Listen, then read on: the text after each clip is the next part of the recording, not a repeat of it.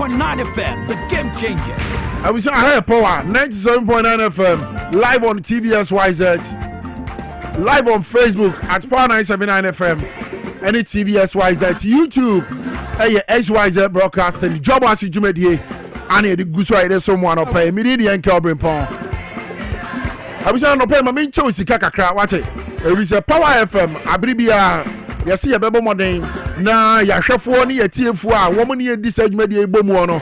Yafa kwanya saxon kosokra yama osika e de agu botom anopa we Power FM de mensa kan e de brewo omode na fa phone no di sika ansa no wasori akoba bia because we betimi edi be ye 50,000 Ghana cedis if you dey di ahye ho ye weekend no mu ano no wo che Saturday Sunday bank mie bomode na di sika no bi wa fa hye botom nti Power FM mensa ka promotion I wish I simple the obey ni for phone na dial star 274 hash star 274 hash star 274 hash simple enye bie pe so option 2 aye power jackpot na fe follow prompt no woto back bia aye 10 Ghana cedi kan na hye ne so se dodo a woto no ana de akwanya kese pa eda hode ama wo na nebre watimi enye sika di egu botom na so wani atimi age enti Power FM Saka promotion ana etwegu no Bomodin star 274 hash.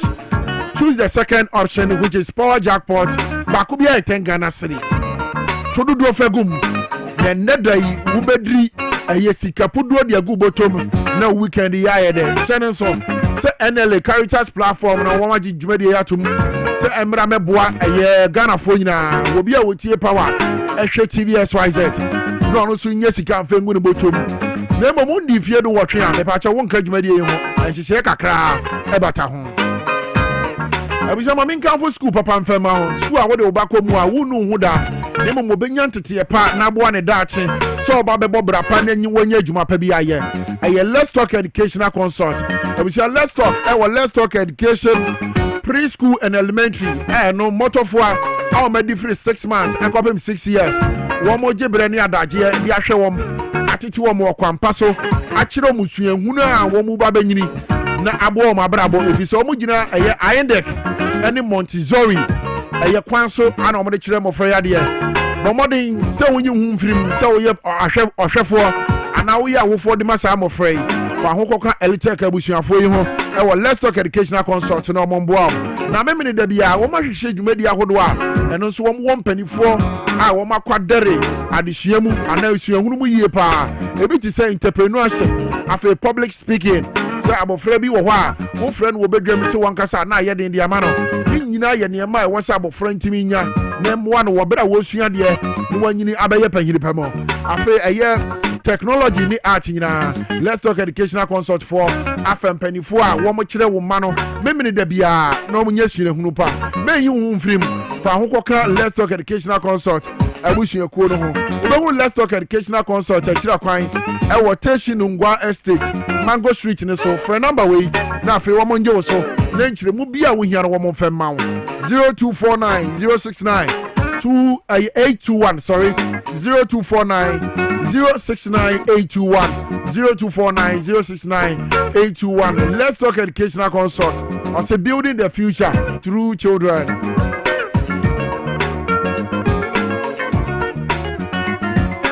Abusiano pay Franco Trading Enterprise Sebra and I fiade enipa wodo na na ebu nkamfa so ebi pa chade de akwakocha om honkafo ebi pe wo mo angasa so refrigerator na fridge papa weekend wo beje bre no waye stew ni nkwan de ahyemu no antano pay Franco Trading Enterprise bra ho electronic gadget bi a wo hwehwe say your phones Nokia Samsung iPhone smart TVs if 32 inches copy me 100 inches Franco air condition and ranging from a year 1.5 2.0 2.5 horsepower the battery will be a chest freezers and refrigerators washing machines microwave blender and a CCTV camera you bet my installation the ama wo e wo phone so what you kwa brochi mem and na say wo Ghana fa na ha nyina say wo fie na hwe ne nkwa de wo behunu wo phone so the AC biara tibo money na phone ni kire Franco Trading Enterprise na kwakoto electronic gadget bi a wo hia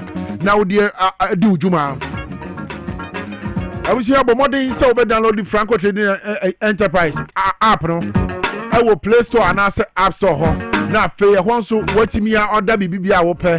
Na ye betimi mpo e de abre wo fie. Free mo numbers we so. Na nchire mu bia o hia no wo mo fendo mo. 0246 422 338 0246 422 338 and 0555 939 311 0555 939 311 and 0302 225 651 Franco Trading Enterprise. As still na a phone papa if ye.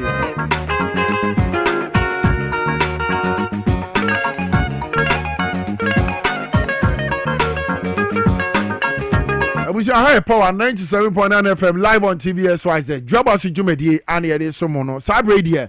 Adwa kwatwa watena si ko wakrata no mu pensim mu emfoni kase e braso se wo se ye ba na ye de ba besomo.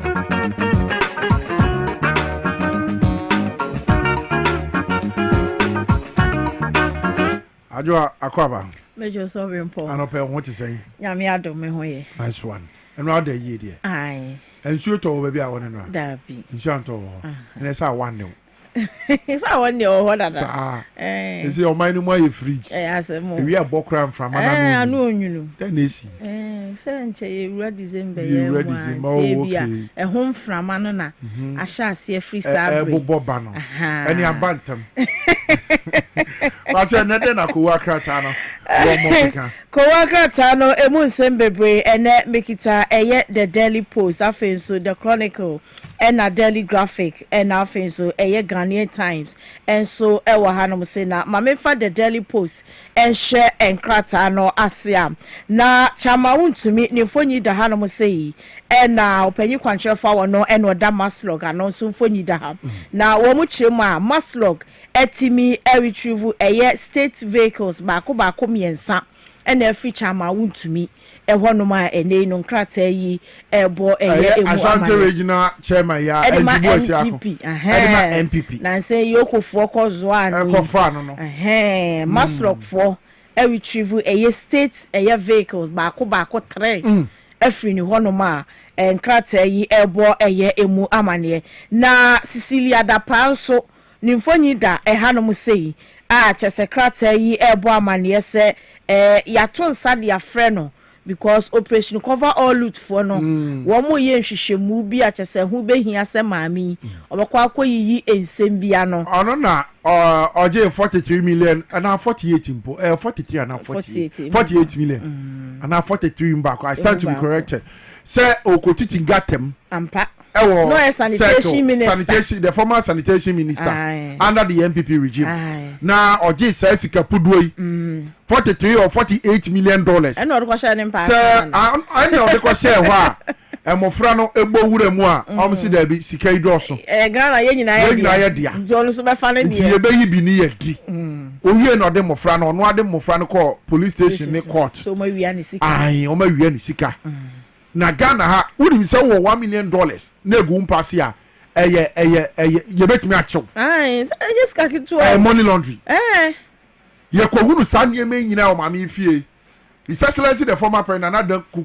Adodan Kwekufado Osai Mami iti omu ye katasumo mu asosa Osai Mami iti wo de omo keka no wo de minimisa nya de a obeye sada enti ene se CID invite Cecilia Abinadapa, the former sanitation minister, under His Excellency the former president Adodan Kwekufado say 70 be wo ombra me yia no one ne kwan so eno no acha said the Daily Post the obokrata no ebo emu amane na no pega na man panyimfo nyi da ha no say na odi atu dwa say operation cover all loot for no mo bo adwuma enei no cases bako 200 ena egu wona pono so acha say wo mo edi mu dwuma enipa mako 18 so ene mpempire wo mo frɛ wo mo say wo mo mela emechirechire nsemu meyi questions bi anwa mampanyi elbo sa ensem no enchiremu akrata feto sonson ewo the Daily Post the obokrata no emu ende anopei de amaye na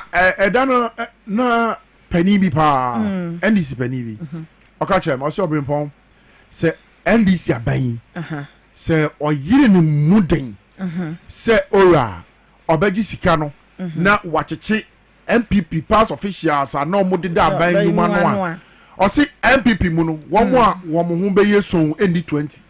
And the party is a and nothing a Ghana for be any umbrella. No more catch your man Penny John Dramani Mama say. The India ye to ma to do on Egina or so. MPP for a buying sassy or mafa, Obekaya, Nansenya, na His Excellency John Dramani Mama, or power board no, our lands commission. No, one a year lands commission for Kasai, or signed to be man, the lands and natural resource minister, a year honorable Imano Amakofibua. Sir, one more year shemu, a buying sassy bia yatom.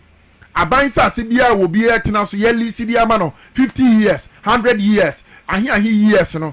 One mun yen hwehwemu na se one fa kwampaso na adi nya ya to dia ye be gia asase ne back edan sisukura ye be gia ka ho ana ye be bubu agu fam ne afa ya asase no se one fa kwampaso na wo ye ya so your excellency ora ne de Ghana fo ni je ho papa now dano wuku adano ensem ahodo a wo ne Ghana fo be che yi nyina ade ba ko aye Ghana fo de pa eye ora na wo boss no na wo senti ani bi kire Ghana fo say sabre 200 cases enye ni nyina no de omanya anyinaso bi wom kakra wo mu betimi de apia kwa anim to ase Ghana fo monto mo bo ase na ora no wo mu nya akire de ye ni di akire operation recover all loot ye ni di akire ni ye behwe se omampani wo bedi sika biara because the minister, the foreign affairs minister, honorable Okuje to Ablakwa,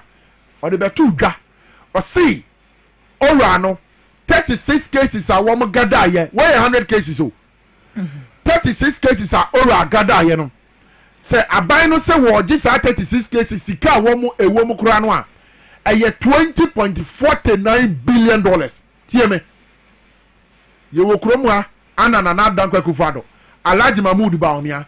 Any kind of reata SSI or my Ghana nyina call IMF ye kwaji besia ye kwaji loan ye kwaji bond ye kwaji den the ombe freni bia $3 billion and no ye fem bomu maye yo eba in tranches entimu ona $366 million aba mu ona $360 million aba ye see ya fear we mu I think the third or the fourth tranche by 1st of January edu 6th of January before you be hand the power over Ediama His Excellency John Dramani Mahama na MPP for say $360 million IMF for the buy no fourth tranche na sa next can be ni hobi o ayesa manyo koi aba omia edi PDS for ebeji wo man no sika nyina ko di ye bepem ne 6 months Ghana sika revenue wa UCG generating nyina PDS for afesika na mane ba omia na ma ho kwan or sign nam ho hwe won to me government cars ayakwaje every in some says ya ebi kura wo monyi yo koko road contractor woje ya wokoye sapeti e kwan na sen ya says ya me ne wo de ka say $10 million a wokoje wo Exim Bank so okodi odikodi aburo owie be ka che Ghana for say aburo no nsu afa no it $10 million na hye won to me and no ba o me say ya che no a wrong and this is the kind of leader Ghana for say one more bepe kwatwa yen to aso ne ya to aso asale waka MFA se me mfa the daily graphic the obokrata no ento aso na krata fe to so edumi ense bo amane se o my Ghana bempren ya receive a year $360 million at the free World Bank one more aso ya chese emu nsam ewo enkrata yi mu ena anope na ewo the daily graphic na mu a won say senior high school no ebi mu kwa anopa na mo pon a na ebi mu so double track system no and he was so for him woman so ho nsam so e da na di say 1 billion eye Ghana cedi no ye fa e de free eye get fund mu e de ba be sisi adan na aboa na double track system no yetimi ayi e de free wonom na aboa ma adisuafo no so no wo mu nyina ekwa wo mu nyina abo makone nkase ebi mu ko 3 months na o ma betena fie amko 1 month 2 weeks ya no ma betena fie 3 months impo 1 month 2 weeks no ma betena fie 3 months ayo na o mo so aba na we ko na won kwamla na se de wasua kura na free wuti na se free SHS we buy and na danko kufado anampre wanyi sen kosoro pa yes but they make an just free SHS and na danko kufado how it was implemented no this double track and everything omo rushing here man what did they make a chona say yaka eno na Ghana for agina so a wo mato abade amaye etu behwe ni implementation na nko yie ni ntino wo pa akɔhwe free SHS for credit to abade man anado 2020 ketwa bi the same thing happened Obeka chen say over 5.5 million crown na etimi benefit from the free SHS actually number 3.2 3.5 yen kohwe data net to aba 2024 no free SHS for sing ebo no to aba ne de man na dan kwakufado ebi so omuti school mo na omunya aduane bia ni ombedi aduane so agari ni ya sa nkwanye a wo hwe wani mo mu a obehu wom ni ya sa de guso ma mo frani ti awofo bebre wo wa no omo sani omo maniska no omo de akokantin break time akwakodidi etina bebre ntimi nkodan ni and then let's go back to free SHS the same year policy the John Dramani Mahama ebeka che Ghana for so obetna ben mo be review no na niema bi ankoye won implementation wa ye ni MPP for konam nkurase so be for board de wuro kire nkurase minim say review no o Mahama si wo ba na yama no free SHS no oba betwam o brofo na no omonte ana eye brofo eye boa payo wo mo ye ntu futuro mu nkrofo ani omo ya de o ya bia me ka say kwacho MPP womo de otan womo de oyaw na chekere ye if it's a party no adwimu po womo de te ye ne say womo te party no womo de ababe pamo womo de pamo nkroma womo no mo mpa jeje ene nkroma asem ane form MPP womo na womo mpa ye kwame nkroma amamuo womo no mo mpa jeje ni leadership style no womo no mo form MPP enti womo de oyaw womo de hatred womo de ene bre anati MPP amanyoko no yenko kwadwa me come anima me the Ghanaian Times the obokrata no na eto asonsem krona da ha no mo say 1 billion eye Ghana cedi nei ya allocate ya de akwa wo mehia na so na wo mo de ahwe na double track system ho nsam no ye free one mu nsam da ha no mo say na mampanyi ene ode atu dwa se wo mo ti social media so de obi wi afa no fo na wa so life asiso na wa ka ne bo so asem ke kan nsam a eni de cheshe nkrofo ne ne mampanyi se ye nche wa ebe so me ne yenya fa wa di na wo hye ha ne wo twe motom kura na ye be ba be hwehwew na ya twenwo de epia chese emu nsam eda ehanom se wo mo sole a hate speech ahodo a wo mo ka enam se internet ayefo onya 3 gig bi onya 1 gig bi a na ne phone na 100% no ale se wa mia so eya na minam TikTok ni Facebook na to bia bi na say small boy bi 14 years 13 14 years so bedumpo na kwatwa ni video no of course me ntimi embo small boy now can semwa o kan o video ni ka na sa small boy ni ADD a whole sitting president atem na ko hwe MPP fu egu comment section asia omo fu ano crazy no sa sam to na so omo comment section obi be ba be boawa adwene no e wo say ye adwuma enti abamu wai se see security agencies echo picking up ba dia ni wunyina so and 2 years e wa kwara den na ba utrim den na wote ase e de fa amamu ohu a o ke kasa den na His Excellency John Dramani Mahama waye ai wo se wo wutimi bedi na tam e be ka say eh but there was some security forces na eti sa ba mu wai na wo mo de ne kwankola bo ni school wo mo fa ni ntum this boy our year video what did His Excellency the president at terminal the security agencies should fish the boy out Ghana heya no wo monkwati no e was saade na etimi twa enye say His Excellency president enkwa na atemie kwa no so ana threat bi kwa no so e wase ye che no na emom efi sabre yi de kro eni se obi etimi fa phone ekogina TikTok ekogina Facebook baby biara ye social media platform no did your mampani atem for what reason adwenkyere okadima min kabi na ya adwenkyere wa adwenkyere wo san atanie nim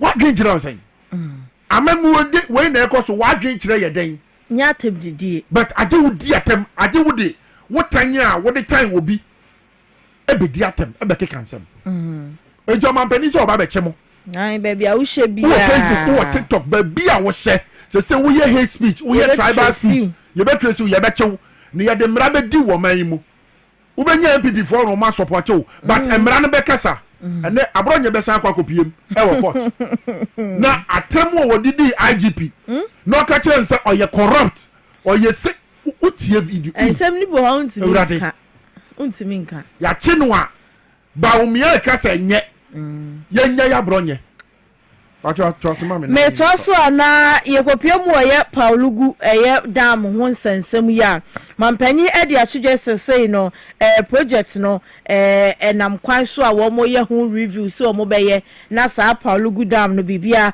etimi adeda na akwam na onwanyamfo eropoku so mfonyi Ghanaian Times ko wakrata yi emum na wo kiremu a wose annual food import bill bi a chese omode ba no sika ewomu 3 billion American dollar no se da bi de unacceptable ne brofo a ye issue de amano na agric minister na wode sa ensem way to eja ewo Ghanaian Times the obokrata yi mo ene anopen na mamemfa the chronicle the obokrata no entwato ewoko wakrata ensem kro na wo mo tena social media so kan nsem a eni de kire aban mu mpanimfo emu nsem ewo ahanom sei na kane deputy education minister John intim fojo nimfonyi eda hanom sei ya ne nsem a wo kan nyina ne se was President Mahama was on focus eba no insecurity ho ensensem emu na won hyehye enema ewo honom eya chese intim fojo ede emu nsem to eja na chese oba ase hanom sei so a Goldfield for yesese say eja egu wo mu echem no fise yesi wages bi a wose wo mu entua emfa ema workers no emaye enuti no ama adwumayefo no won koko apaya chese enu so mu nsem ewo the chronicles the obokrata no emu enti no krata no mu nsem no asa Obrempong no me de besi ewo hanom sei mate kwatwa medase sanope so wo betwamfo ni kase edi atre ya no pe wo Dwaboase dwumadi so medase okay ntia busi adwo akwatwa ana wote ne nka no the obokrata no pensim mu nsem ahodo a ene dai aba ye Ghana maimu ha ana yeguso a ye boboso live on power 97.9 FM na fe TVS wise Dwaboase dwumadi ana yeguso a ye de so manche bia na afi agoprama ho nsem ene so ba betwagu na de ekoso ewo yagoprama so no ye de nyina timi aba na ye de aba beso mo I wish I pay International Building Infrastructure and Investment Expo. Baso. Chassis and a day. Friday, September 12th to Sunday, 14th September. Ewan Kraya International Conference Center. Debiara da 9 a.m. each day. Nasa Jumedi Ashasir. Na team at Jumedi so. Building resilient infrastructure for sustainable growth and regional integration. IBI Expo 2025. As a building resilient infrastructure for sustainable growth and regional integration. 2025. Bomodin Najumedi visionaries and engineers, policymakers, investors, and industry leaders. The women back together. Na fe kwankwa wo mo be fa so a building resilient infrastructure for a sustainable growth and regional integration no bibia timi aye kama the IBI Expo 2025 is organized by Image Consortium Group in partnership with a global Africino yes. This abbey, but more than so be register. www.ibixpo.com. www.ibixpo.com. You want to me do waka IBI Expo 2025. Ebaso a chassis another year on the 12th of September. Ekopim Sunday, 14th of September. Our International Conference Center, supported by the Ministry of Works, Housing and Water Resources and the Ghana Infrastructure Investment Fund. IBI Expo 2025 International Conference Center another and a chassis but modern side on Hobeka Jumedi ho. I will say brasso say ya de power sports ebetimi ababesomo and an pay a year a boat tailor atenase our babesomo ye.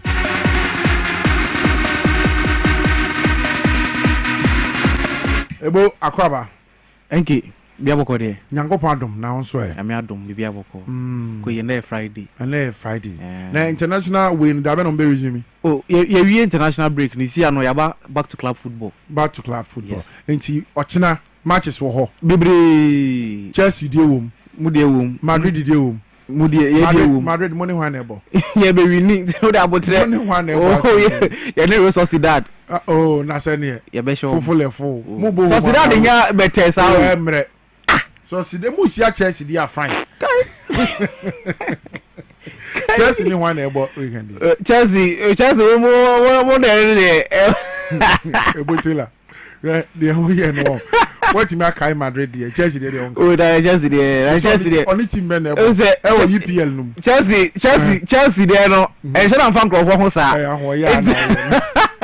Yeah, ne club champions. Kai. Ene kuta. Mo dey should am fan club ho sa o. We brothers me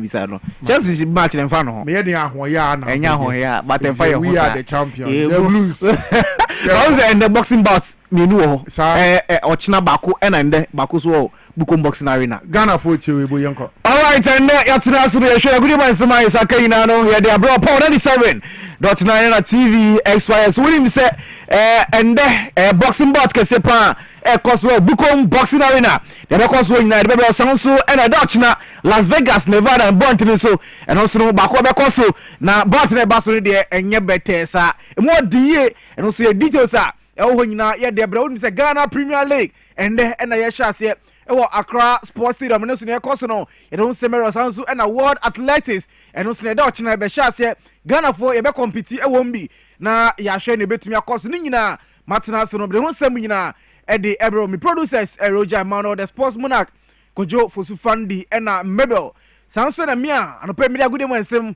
me de bra mi din e de ebo Taylor yen hwe ensem na se free Ghana Athletics for Akachi unim say the world athletics basu yadma ochina ewo Tokyo and Bontin so na sa competition na basu unim say Ghana ebe tumi a compete wo mesan say athlete amudin de Abranti and din Joseph Polamo and din ejina mu bi and say ojina mu bi sanso na Fuseni Ibrahim Barnabas Age Mustafa Alufu Bogben Sansu ena Abdul Rashid Saminu Benjamin Azamati Alex Amankwa Rose Amwenima omunyina ejinemu bi omuhwe nim say World Athletics Championship basu Tokyo Japan and Bontin so no ombetumi a compete na bibia ko ituye de ama oman konkron Ghana na World Athletics Championship na basu no ena the Ghana Olympics Committee and a Ministry of Sports and Recreation and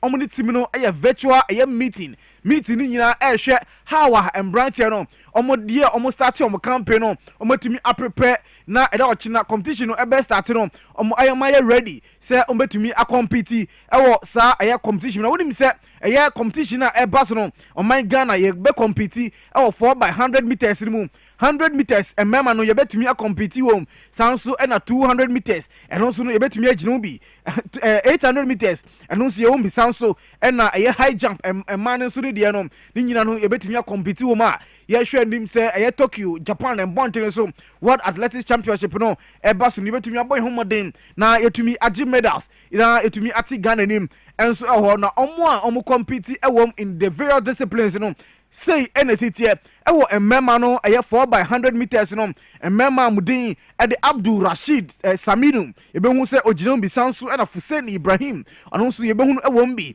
Joseph Paul Amoa anonso obetumi compete wom sanso na Barnabas Age anonso obetumi aboa oman konkron Ghana enso sanso ana yeba the 200 meters no so dia Ibrahim Fuseni ono ana betumi compete edi ama my Ghana sanso na 800 meters emema no so no Alex Amankwa ana betumi agidem edi ama oman Ghana sanso na ba high jump man dia no so dia Rose Amwenima Yeboa ono eno betumi ahwe na wetumi egirim akompete enso edi amagana ndra virtual meeting e course ni nyina no mo hwe hawa emma no embema no nyina no oman ye ready so betumi represent oman Ghana e competition a eno nso no ebetumi abaso na virtual meeting na e course no omo a na omudi anim eye sports minister Kofi Adams sanso ena GOC president Richard Akpokavi ena president edima eye Ghana athletics anidin edi Baf Hussein sanso ena Charles Osei Asibe Comfort Sebi sanso ena vice president a omo eye Ghana athletics ni nyina omo nyina etumi epie mu ama virtual meeting a e course no ni nyina mo hwe ema mmema na yemba na obetia compete edi oman Ghana no omo aye ready na ede ochina competition e baso de hwe nim se nyoma nyina betumi akoye na Ghana etumi age medals e wo Tokyo eye Japan and Montreal so what athletics championship a eno so no ebetumi abaso ye kan sensem ede ema e wo ho no yemfree world athletics na yembra Ghana arm wrestling federation omonso omakache unim se enche kra eye arm wrestling championship ebekoso eye world arm wrestling championship 2025 ebetumi akoso ewo Albania Bulgaria and Montreal so no way ena president edema eye Ghana arm wrestling federation Charles Osei Asibe wakasa kakra afa eye competition ebaso no mo preparation ni ade omoye ni nyina Charles Osei Asibe president edema Ghana arm wrestling akasa fa yetie ni sema odi tuja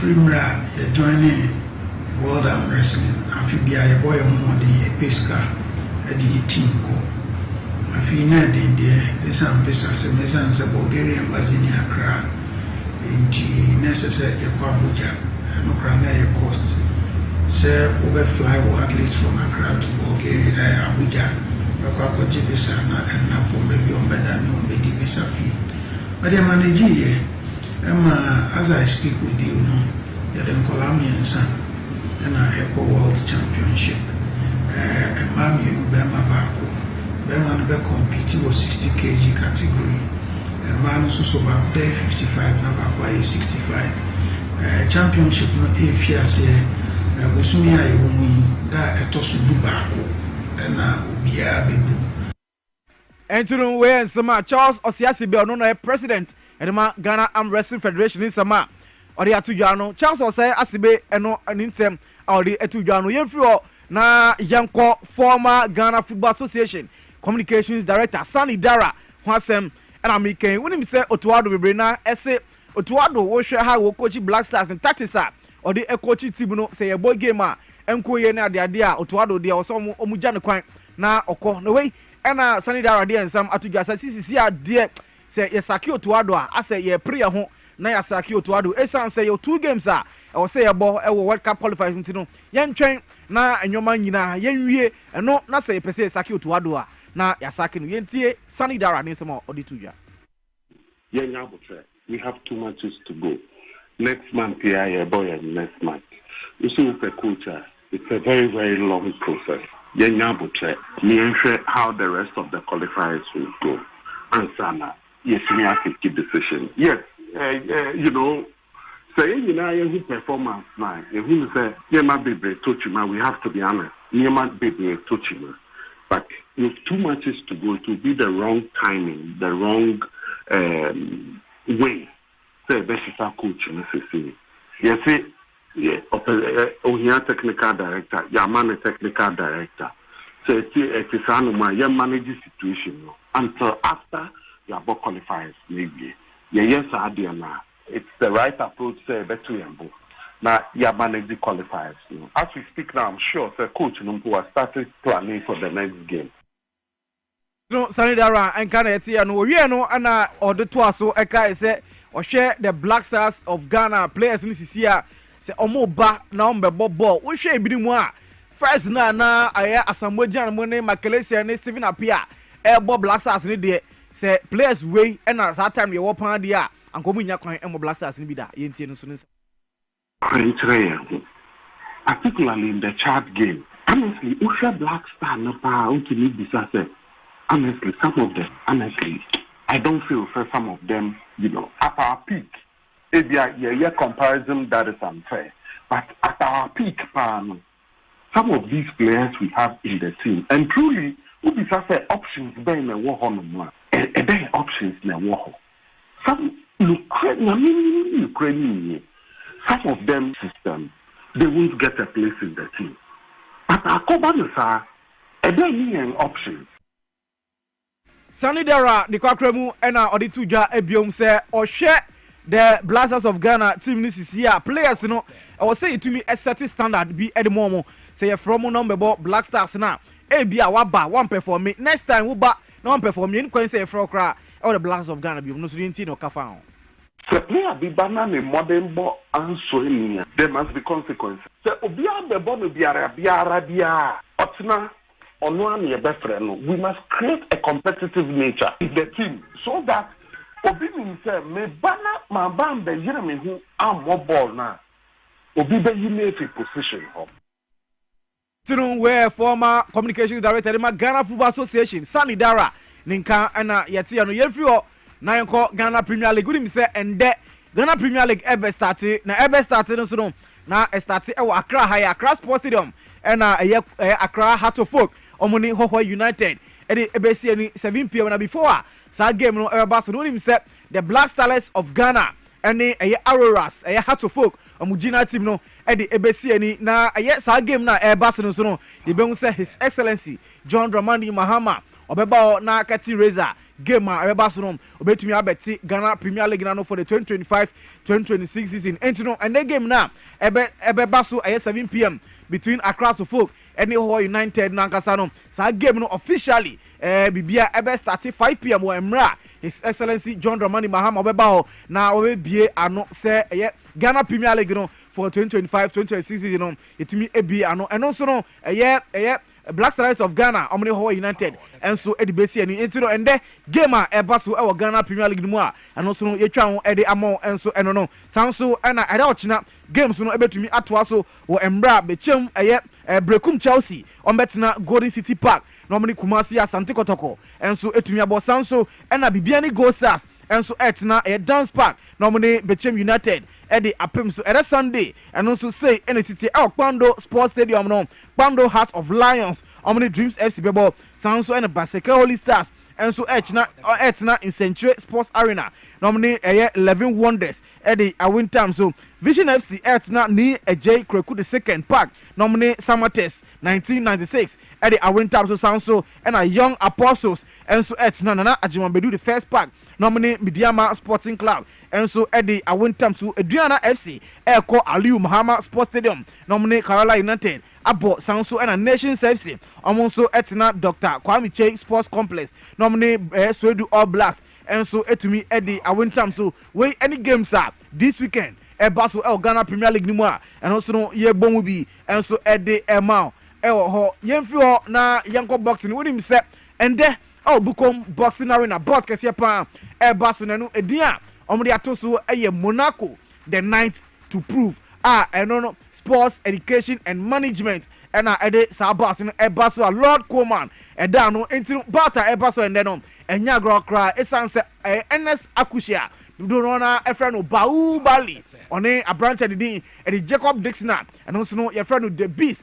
to me Akon and no a main fighter Basu and that a Bukom box and I hope my year papa a son say a branch of the Daniel Selassie Gosh and also a Becon Sanso and a John Lai and also to me Akubi now unim say December you say a branch be na or box in original ring them na the shorts are Oshano na Adumche na unse na the sticker ebom na after the boss no unse branch no obeji din pa Ghana sa branch no ono so ende ebom so original ring no enti no ende Bukom boxing arena Monaco the night to prove baso bout no start 7 p.m.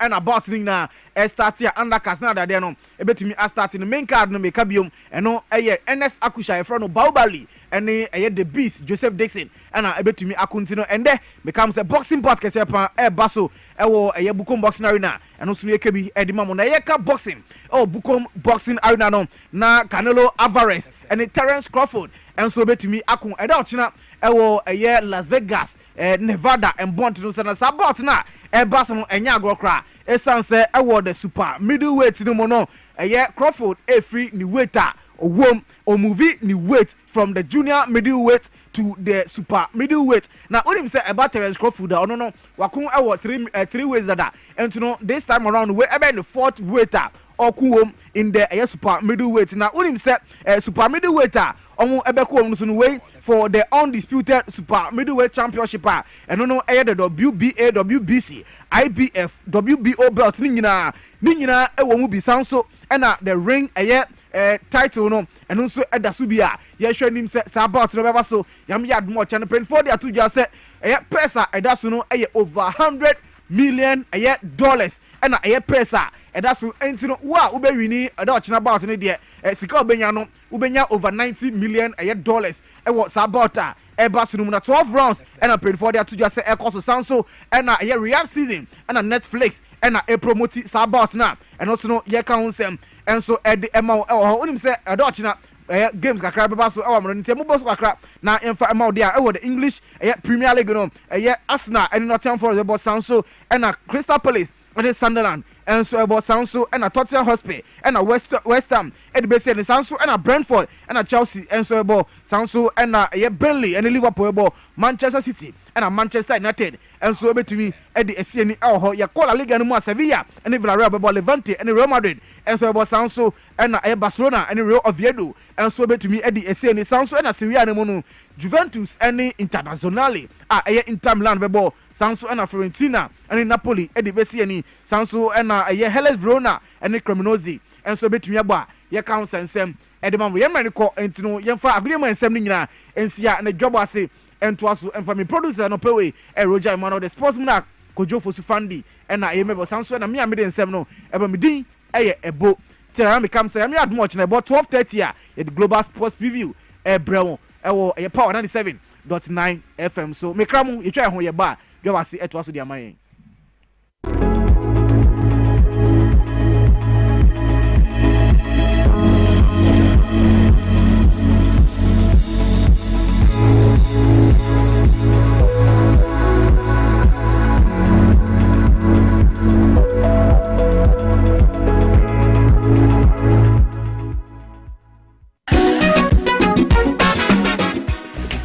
If I show brother, me share your bag. Brother, and not so good. Not only about Michelle and the city, but Queen Wayne and say, Bra, said your time about Misha, as your Jimmy fearful, and not your back ever so. Really, don't this offending now. Bra, so me cousin me the time about Misha one dance ya. We are singing now about Timinka. It is some malaria, what run the time about Misha. I never go, dear, no more to want to meet any jail. What run the time about Misha? A drink and your ma or bar waffle through. The one map for down for any aquada when you fear to me, and some of the time about Mr. Drabill. She's a walk hospital and answer loud. I'm what we said. Oh, a 3-day malaria be answer. I also time me TIME. Time about Misha. I feel malaria fever be than Ziba a woman. Never slap. Ubenya be at all. Ever over the counter medicine sellers. Any herbal shop to do an FDA aji a judging crotway at all. Bravo eye ejumada. Ebwa eyam eduane. Ebwa eyi insa free ni peduane. Na ebwa woni pedua ma etena ho yi. Nanso woni we say niema a yedi na ye no. Timi ma brabo ye ejumaden sen pote. Mehunda. Me brabo ye ejuma pa. Ebia sese mitumi ye bibi bo me brabo. Ani and winter what the left it from the Moses Clinic we have our center about herbal food supplement. We see pa the brabo ama e ye juma yi. Na ye juma. Fatopa ye no anopa ni enwumre na eboa ma brabo ye juma yi. Sene be ya e betimi anyam aduane awodi e siesie ni peduane mo e yi mo finsi yi. Eno na me brabo kia pa. Ubenya Life Kid or pharmacy, herbal shops, ne supermarkets are ebeo. Sawope duduos wetua. Fresh 0244 06 8447. Life Kid. Wawu brebo. Wawu nipedia. Edro yi enye ma apemfo. Ema ema omomanfo. Ne mmofo a wonya mfie dumien. FDA agi dwedie krato yi atum.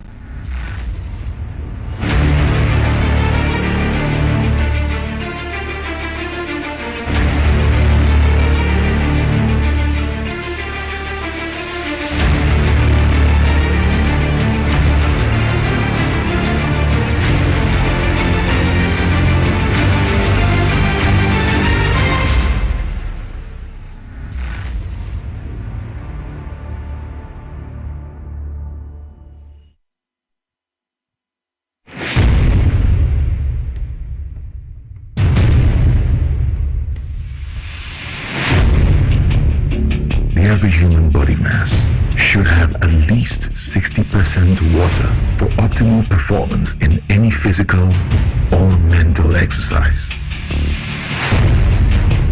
We can help you maintain it naturally.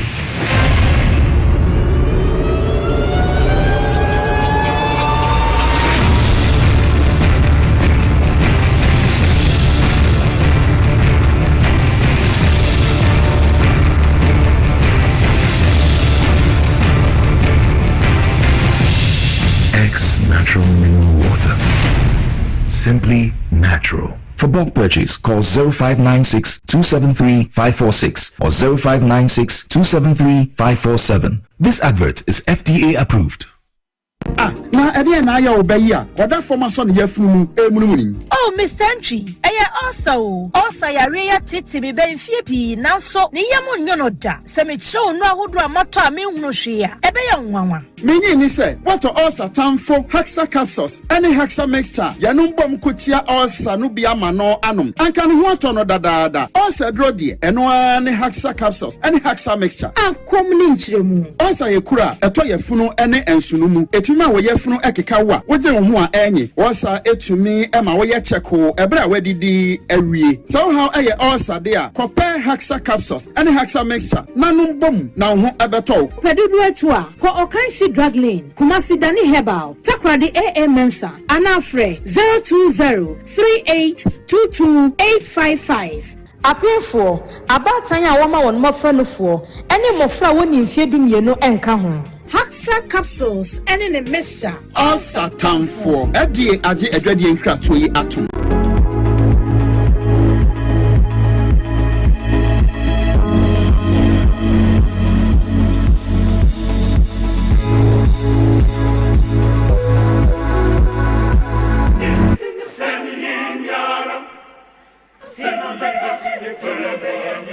Power FM.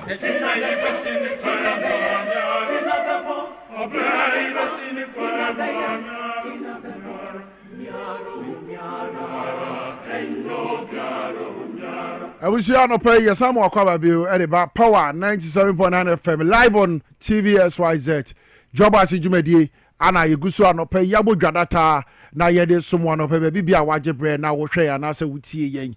Ano pay kaye ho na yen chichire o man Ghana FM bom e beji wadwenkyere e de aboa Jumedi wo bra Jumedi koso nti betimi ajoin here live e wo Facebook at Power 979 FM o chiro ni nyina abomu a ubengu sampa Jumedi yedi ni wo fidie mu ano pay nyina no egu so live wo Facebook na so waje bre ahwe bi wo do adwenkyere ato ase na ya kenkan e de ama TV SYZ platforms wo Facebook afi XYZ broadcasting e wo YouTube meeting e de NK Obrempong mini apes yokra ana Jumedi anopa bia ye bomodin ba wo fie mu adwumam wo kam ni ba bibia wo jebre na wo hwe na wo tie Nyankopon hira mempene da se uguso kai ho na ya chechire wo man no na wo man no guso wo fa ne ntema pa bi na odifra enkoma wodo so ana ye di no ye ba bedi nkomo den sem ana etwego den na ban eye se o man yi betimi afa ne ntema pa di ebidi afra the agric minister honorable Eriko Poku wabomodin Galamsey site ahodo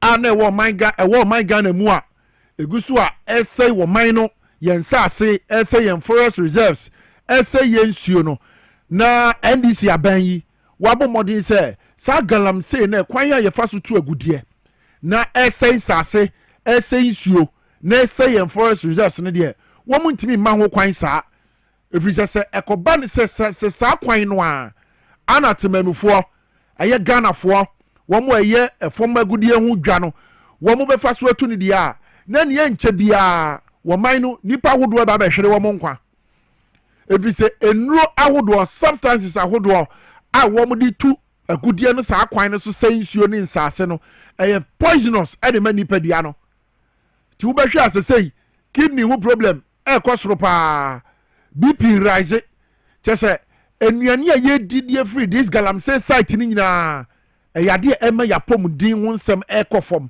anuti na NDC aban se da bi yemfa kwampa so ti wo behwe a atorenche mesi ye no na ye responsible community mining ekwan ya ye befa so a ye betu agudi a yen sensuo nse yen sase ana na NDC aban epa ho ntoma sɛ bɛyɛ na Ghanafoɔ wɔn a wɔn nso wɔn adwuma no sɛ wɔn bɛtu fam agudeɛ na wɔn de abɔ bra no wɔn nso bɛtumi ayɛ saa adwuma no wɔne kwan pa so a ɛmfa wɔ haw anaa wɔyɛ ne ɛfɛ mmerɛti mamufoɔ ebinom kura a wɔn nim ɛyɛ mining ho hwee mene wo kasa yi pumping machines bɛyɛ 900 a aban yi abɔmmɔden yɛ sizi ɛde afiri galamsey site no nyinaa no saa berɛ deɛ agric minister honorable Erikopoku wabɔmmɔden yɛ sɛ wɔba bɛkyekyɛ wakyekyɛ kora deda 900 na ɔde ma 9 regions a wɔn nyinaa din wɔ ha a wɔn ɛba bɛboa wɔn na wɔn mfuo yɛ atimi agyina ne nan so na Ghana yɛnua ne yɛ atimi ayɛ kama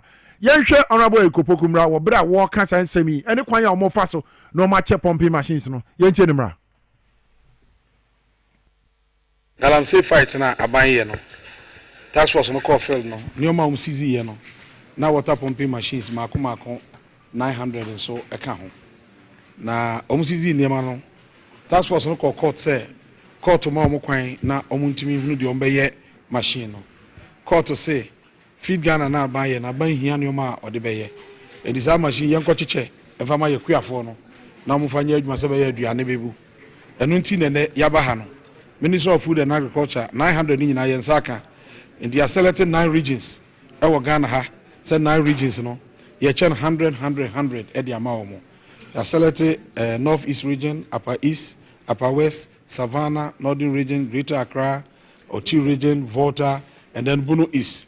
Reason I they selected regions in say when we have regions are sa illegal mining no ebi nkɔ hɔ yɛn pɛsɛ yɛde bɛkɔ baabi a wɔn yɛ illegal mining no na ade akɔma obi na kyena na asan akɔ baabi a yɛyɛ illegal mining na ɛba saa na amoa na yɛwɔ cooperatives wɔ hɔ a yɛafɔme a wɔn yɛ kua adwuma no nti yɛ ministers no koduro wɔn ne wɔn regional directors bɛtena ase na wɔn ahwɛ cooperatives na yɛde wei ma wɔn bɛboa wɔn dwumadie no na yɛde ama wɔn na ama kua adwuma no so apagya na obiara nso anya ho mfasoɔ megye sɛ yɛtumi de kɔboa ma kua adwuma yɛyie na mo nsɛntwerɛfoɔ mo didi yɛn nso yɛ didi yɛn nuanom a wɔ Ghana nyinaa obiara didi a na yɛ sɛ adwuma yɛ na yɛ mfasoɔ de ama yɛn nyinaa ɛno nti na anɔpɛ yi yɛde mu nyinaa mo aba ha deɛ bɛsɛ mo twa mfonyini no na mo obiara hu sɛ Ministry of Food and Agriculture 900 na yɛde brɛ yɛ no yɛde 900 ni nyinaa ɛde kɔ 9 regions sɛ yɛn fa nkɔyɛ adwuma a ɛha obiara nyɛ dɛ ɛni ho enti honorable Erikopoku ana wotere nka na agric minister ana wotere nka sɛ wɔkyerɛkyerɛm sɛ saa ɛyɛ 900 pumping machines yi wɔn de ma 9 regions obi anya 100 na aboa na Ghana yɛmfudeɛ a akuafoɔ dɔ no atimi aboa na atimi akɔ so kama Mr. Prekulate ɛyɛ Director of Corporate Affairs Ministry of Agric ɔwɔ ahoma no so yɛne ne nkonkodi nkɔmmɔ na nkyerɛmu bi a aka no wɔtumi fɛ nso yɛn Abrɛku sɛ wotumi nka me mo akɔ aba de ba Dwaboase Power FM TBS YZ so ɛna nɔpɛ yi hello Abrɛku hello yes okay good morning minia me ba chona on te se anɔpɛ yi Nyankopɔn adaro ma me bonkwa ɛde Nyankopɔn ase sɛ see before I ever throw video ayi the honorable minister for food and agriculture honorable Erikopoku yehu sɛ wogina pumping machines bɛyɛ bebree a wɔkyerɛm sɛ saa bre de 9 regions ana ɔma select a saa pumping machines yi a wɔn kɔgyegye free galamsey site ahodoɔ no soɔ no wɔn de ma wɔn na afei wɔn atimi de ayɛ adwuma ebetimi aboa akuafoɔ na yɛmfudeɛ aba bebree sɛ nsɛm yi ne nkyerɛmu bebree paa to asoman me nya de di kan ma mentia na mentia wɔtiefo nyinaa nokorɛ sɛdeɛ nnora mo ankasa mobɛdi ho danseɛ no ɔn sɛ yɛhwɛ wɔ man yi a yɛhu sɛ yɛde da soɔ baako ɛyɛ agriculture adwuma ɛyɛ kuayɔ bebia meka sɛ ɛwɔ adwɔndɔman ni Muhammad sɛ ɔde ho ɔde n'ani sɛ ɔde agriculture ɛde sa ɔman yi hyɛ berɛ a ɔde yɛ Erikopoku ɛma nnunyamfoɔ asi saa asee ano bia mede a mefrɛ ne sɛ ɔyɛ Joshua ɔna de Israel fo bɛdu na asase so na nyewo mu ni sɛ wohwɛ yɛ policy yɛ 24-hour economy na agricultural ministry anaasɛ asɛ yɛ kuayɔ so no so no ɛwɔ bi 24-hour economy no na yɛ botaeɛ no ɛnyɛ sɛ kuani ɛbɛyɛ adwuma awia ɔyɛ dia no pa ɔyɛ dia anase yɛ bɛta ɛnse kua ni bɛtuma yɛ kua adwuma yɛ no ɛmfa ho sɛ ɛyɛ pɛbrɛ anaasɛ yɛ pɛbrɛ and when you come to agriculture sector the 24-hour sector policy no yɛ sɛ we should be able to cultivate, to plant, to harvest, to process throughout the entire year. The better than we have to happen. If you want to say, oh, quite a part of it, you want to bring you need that only in two other place free as well. And also, the human society corner. And I had been, and make we have one grand to me who said, I see a dream, so shall say, Bosnians. I'm going to have to go after something. Everyone's not able to Bosnia Dickens. And to time and not for our program a clear for. It's the only way this Nabuan is you do irrigation at the camp here to my home. And still now you have to be perfect. You can't get a better for plants being up for a name through and you'll be no bias. And here we're two one among the brave. Over irrigation facility to all year. You're there 10 or northern region. Here I will pay a move and watch 8 years. Over the final test. If you really say, you bring a bull who's what? You have solar power at the pump. Now, and more, it's been a run. It's a great deal. You need more for them. Now, almost say and fast here. As say you cook for them, they come more guarantee. Among Yamabu, Nanka, you kill many of them cook. Nanki bit me add the cover because I'm not the other thing say a better. I was what you say. Mitchell, yeah, a more a handcron. 900 there. Yeah, did you see any animal we guarantee or me? I am. Now, what will you read to answer? Papa, dear, wouldn't the chairman what was a Ben and young folk with the Bema, I wouldn't answer. I am Corona and I said, but be a guarantee until the okay. Much of my head guarantee. Yeah, the answer. Because you understand that I better enough. Number 10 said the Mercury in Africa and say side. And the man came out of the corner, the mouth, money, baby. Guarantee, uncle. Sir, Sabre Abreku, so be here. These 9 regions, Northern Region, Northeast, Upper West, Savannah, Greater Accra, Volta, Oti, Bunu East, and Upper East Regional, Marceletini, so be ho na or ye fua. I was say or apply. A uniform Nasa machine see beko. I want a region ho. Maybe our year fua and pa. What me akode say okay. Me so me year for hand to me here some machine be. Quite better send it bit me afaso. Now man the agriculture say now about a region. And just our can't say we do here for no here there should be evidence that I'm power here. Now for now we are no here say that's what you say. Me just about. Because look at the year for the baby and me year no be in school be now be there you are going to start pumping machine in my pump here. The mouse is here sempre so much. With the due diligence, everybody. Oh, baby, or in a food, so be that one. So the machine is similar.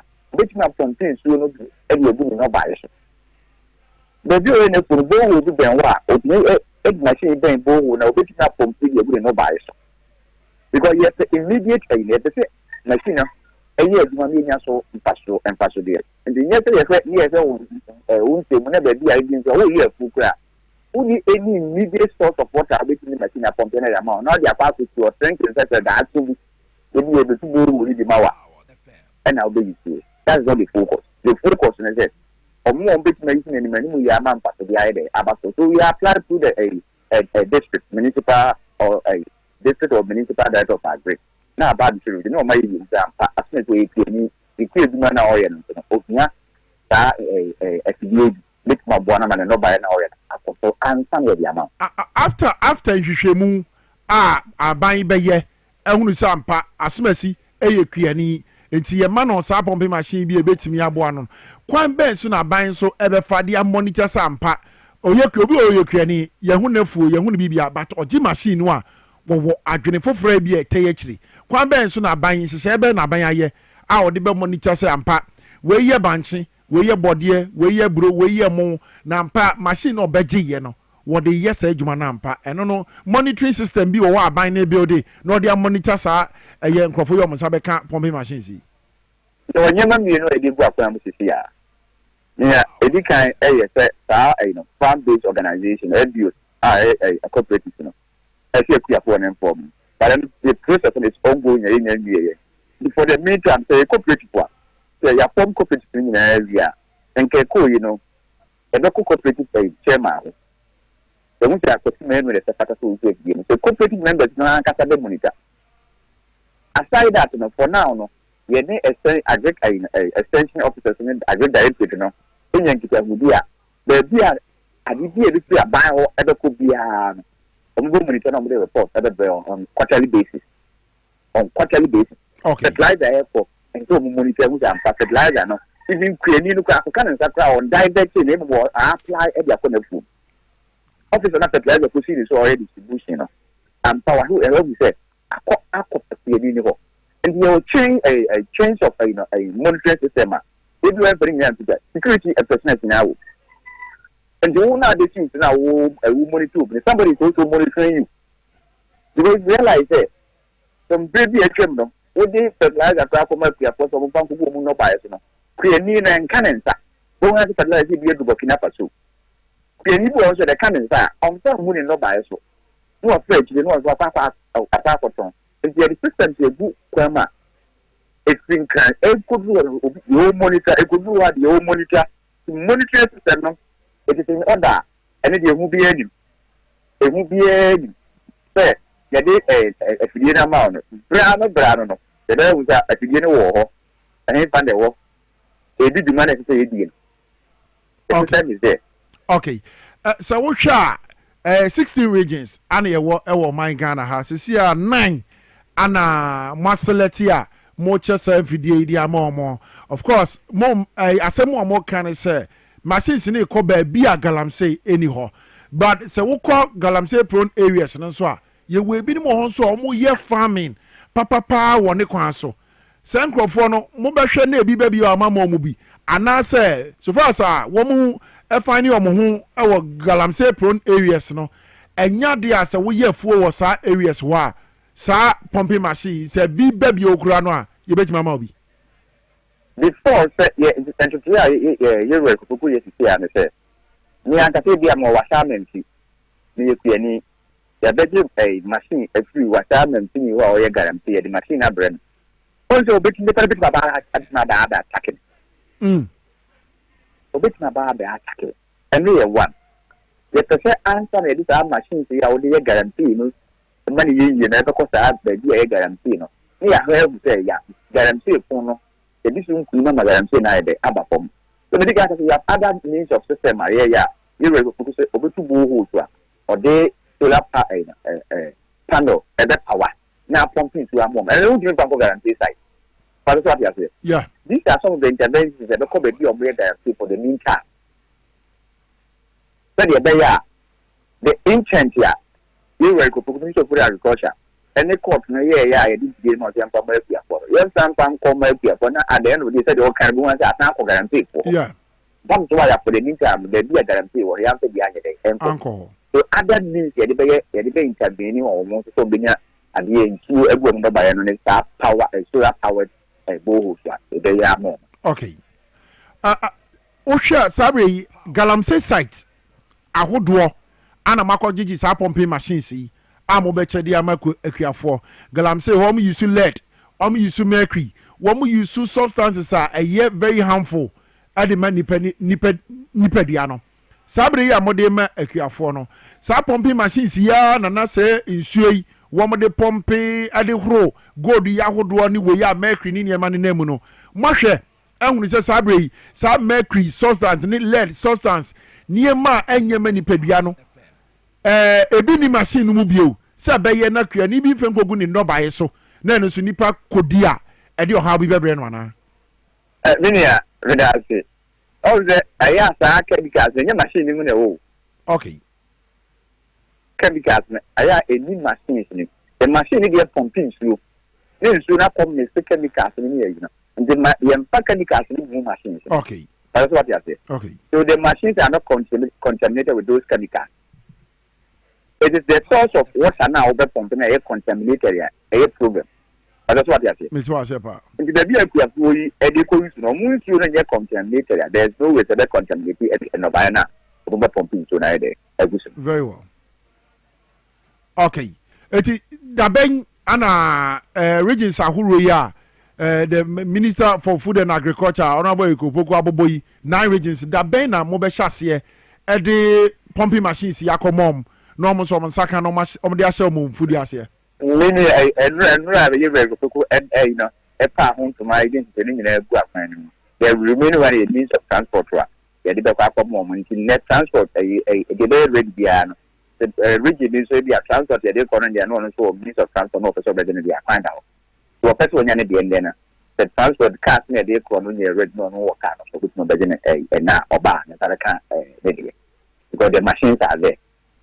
Okay, Abragu, you better was your no penny, sir, in Chimu, Ahodra, with the Abraham was our pumping machines here, a Greek ministry, Ebomodi and Wachiche, Ediaman, 9 regions, Sebeyana, Ghana and Foodier, and then Ghana no by Ebay Kama. You better was your penny. Mr.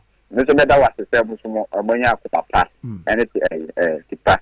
Now, morning ministry, so I can't boom none near my power, and most mobile the room for Nakupon so. Okay, Mr. Apreku Lati, Director, Corporate Affairs at the Ministry of Agric. 900 a year pumping machines are aben SCZD free galam say site ahodo one more essence ase efa kwambone so etu Ghana gudie no sabredi e court ahye say yemfa samfidie nyina emfen koma akuafo a womo do womo fu a womo hie nsuo ade agusu say de be ya no bai ne be ye from no eno na the Honorable Minister for Food and Agriculture Honorable Ikopoku wabomodin say northern region for benya bi northeast for benya 100 upper west Savannah Greater Accra Volta Oti Bunu East and Afe upper east regions. These 9 regions out of the total 60 regions of Ghana no and as you see mobile bed benefit ewo a pumping machines as Sabri Honorable Ikopoku abomodin release here one more say the various regions are wabubo dino woman sabetimi aka na akuafo no so womani atimi age no mo no ba yetimi ayeye no mo ntwen se nsuo beto ansa wo mo ntwen se agisi yenye nsuo ansa na emum sabe de owo pumping machine to no anye nsuo bi ben no a otu ayibi kura na nsuo be mu a wo de tumu anu an se wo twa nsuo no gu no bai no so abribia na no bai no atimi anyi from ebusha yento aso na eye pania waso eye sa pumping machine si mu I was a washer na ocheche pumping machine na region bi anya ne de the Northern Regional Minister Honorable Ali Adolf John nani age hu ye pa wada mampani John Dramani Mahama say wada Greek minister say omabomodin e dey sa pumping machine si ba beboa na mu wasa sure say the regional coordinating council no ebebomodin ahwe say abribia no wo mo bedi akira ahwe say wo mo dey sa pumping machine si akuafo a wo mo dey hye wo nsa so mo mfa nkoboa no wo som no mo dia ye farm ye adwuma na nya bibi fufuro bia yentie the regional minister Emrani ento adwuma de so. First and foremost, I want to extend our gratitude to His Excellency the President of our Republic Ghana through our very dynamic and hard-working Minister for Agric, Honorable Eric. You are all aware of the fact that these machines that are given to us today, 9 regions, they were seized from Galamsey sites. And you all know that our government is poised to fight Galamsey with all the seriousness that we are going to do it. We will ensure that we do it. And so if these machines are seized and just given to all the other regions, it will mean that the likelihood of some of these machines finding their way back to the same Galamsey site is high. And so the Honorable Minister for Agric carefully selected 9 regions, of which my region is one, northern region, where you cannot find any Galamsey activities ongoing there. And so the general public is very assured that these machines will be used for productive purposes and not for the same purposes. And we are here, we are giving every assurance to everybody that when we get back with these machines, we shall contact our various regional agric directors who will also contact various district agric directors. They will identify various farming groups, and then these machines will be made available to them. They will be told explicitly as to how these machines came about. And so we wouldn't want anybody for any reason to ever try any activity of galamsey in our region. This is to be used to help them in their farms so that they can water them across the season, especially even in the dry season, those who live along the river banks, so that they can come out with dry season farming, and then these machines will be very, very useful to them. And so I want to stand on behalf of all the beneficiary regional ministers to give assurance that these machines will be used for its intended purposes. It will never be abused. It will never go back to any galamsey site. As a regional minister, I'll keep an eye and I'll monitor with the agric director periodically to see how these machines are being used. To the Northern Regional Minister, Honorable Ali Adolf John, and I want to say, Wakasa, and any GRJ, said Sabri or no Ankasana region, Cracker, the northern region of Ghana. Na Sabri, Womo Babenya pumping machines, I beboa, Womo no baye, and I say, Kriaya, Womo Yeno, Sabe na, Womunia from Kama, na Ghana for, yes, yet me and Yanepa. Na yedi wono nso nchire mu a wode ba ya woda His Excellency the President John Dramani Mahama na fe Agric Minister Honorable Eric Opoku so mabomodin na fe sa proms ya yagege free galamsey site no womo etuagum na fe etimi aboa kuya ebusu higher power 97.9 FM live on TV SYZ Dwaboase jumedi ana yeguso ayede so mono live on Facebook at 979 FM TV SYZ YouTube XYZ broadcasting no wetimi de ho aka dwumadi ho na ye nyina ye guso ahyehye wo man no se de beye na Ghana be fa na dwenimpa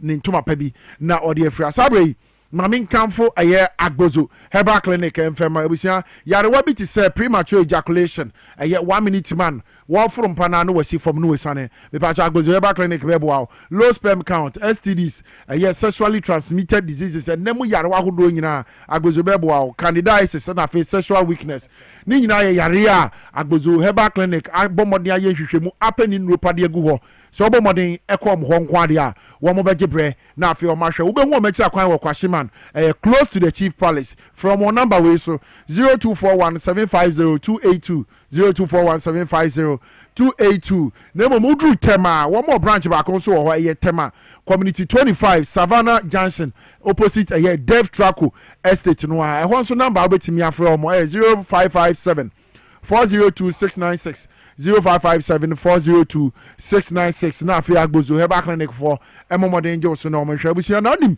na MTN ewo free after one oho abiribia na wo ye call a amote first minute ni wi ade aka no na wani age na wo bon komokosa me ne o ka say de MTN e de free after one extra e de aba na no de tie nie so wo hyase se wo ye call no a say ye be 60 minutes na apese wo kasa every 10 minutes be the first minute per and wo beto every 10 minutes be and wo mete 1 minute call nenso na wo ye 60 minutes e de abom enti na tese eye mfasode pa ana MTN de aba wo betimi de wo ho aka ho na afei wani atimi age yie pa wo ye sa akọ ni nyina nso no mo kire omo chew 100 megabytes of data and nso betimi de ewura social media platform so na wo de browse na wani atimi age eti bomodin na fa ho ka MTN free after one extra no ho na memini da bia no wo ye call no na 100 megabytes of data and so wo mo de chew na se wo de ho beka dwumadi ho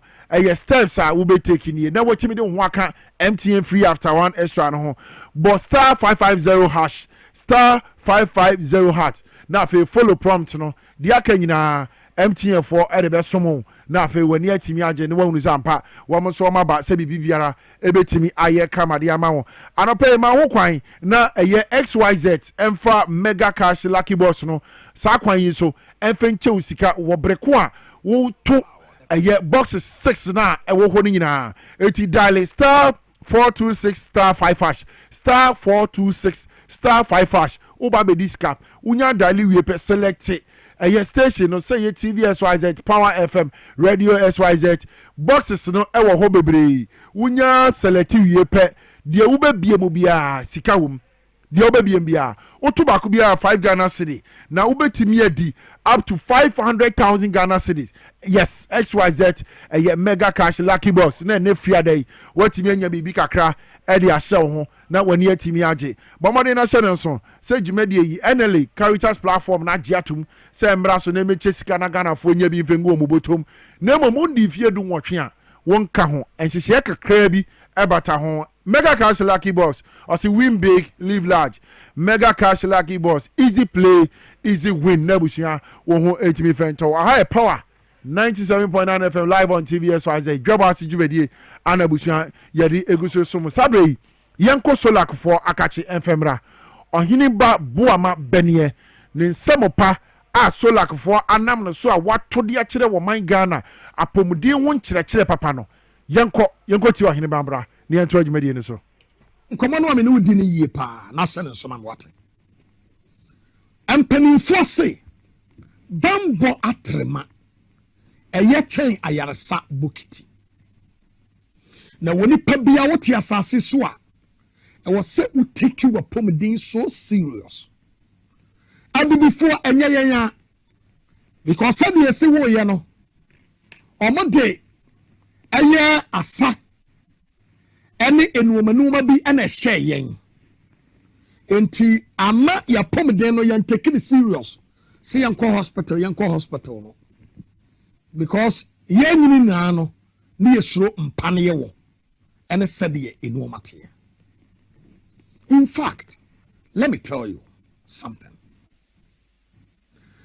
Yewo yadeɛ bi a ɛtaa nipa seriously. Na yadeɛ ɛtaa nipa no baako ɛyɛ kidney, baako ɛyɛ liver. Na sɛdeɛ nyame bɔ nipa no kidney nte sɛ ani, nte sɛ hwene, nte sɛ ano, nte sɛ wɔnsa anawuti.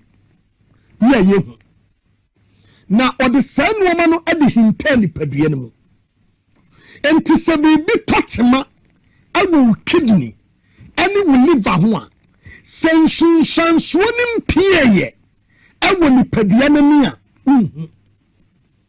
na before sɛ nsunsuansoɔ no so bɛba no na adeɛ no sɛ beyond repairs a woyɛ ho hwee a ɛnyɛ yie na saa nneɛma no Minti, ana ama Dr. Penia, wada Solak Natural Clinic ano. Wadu domo sukwa.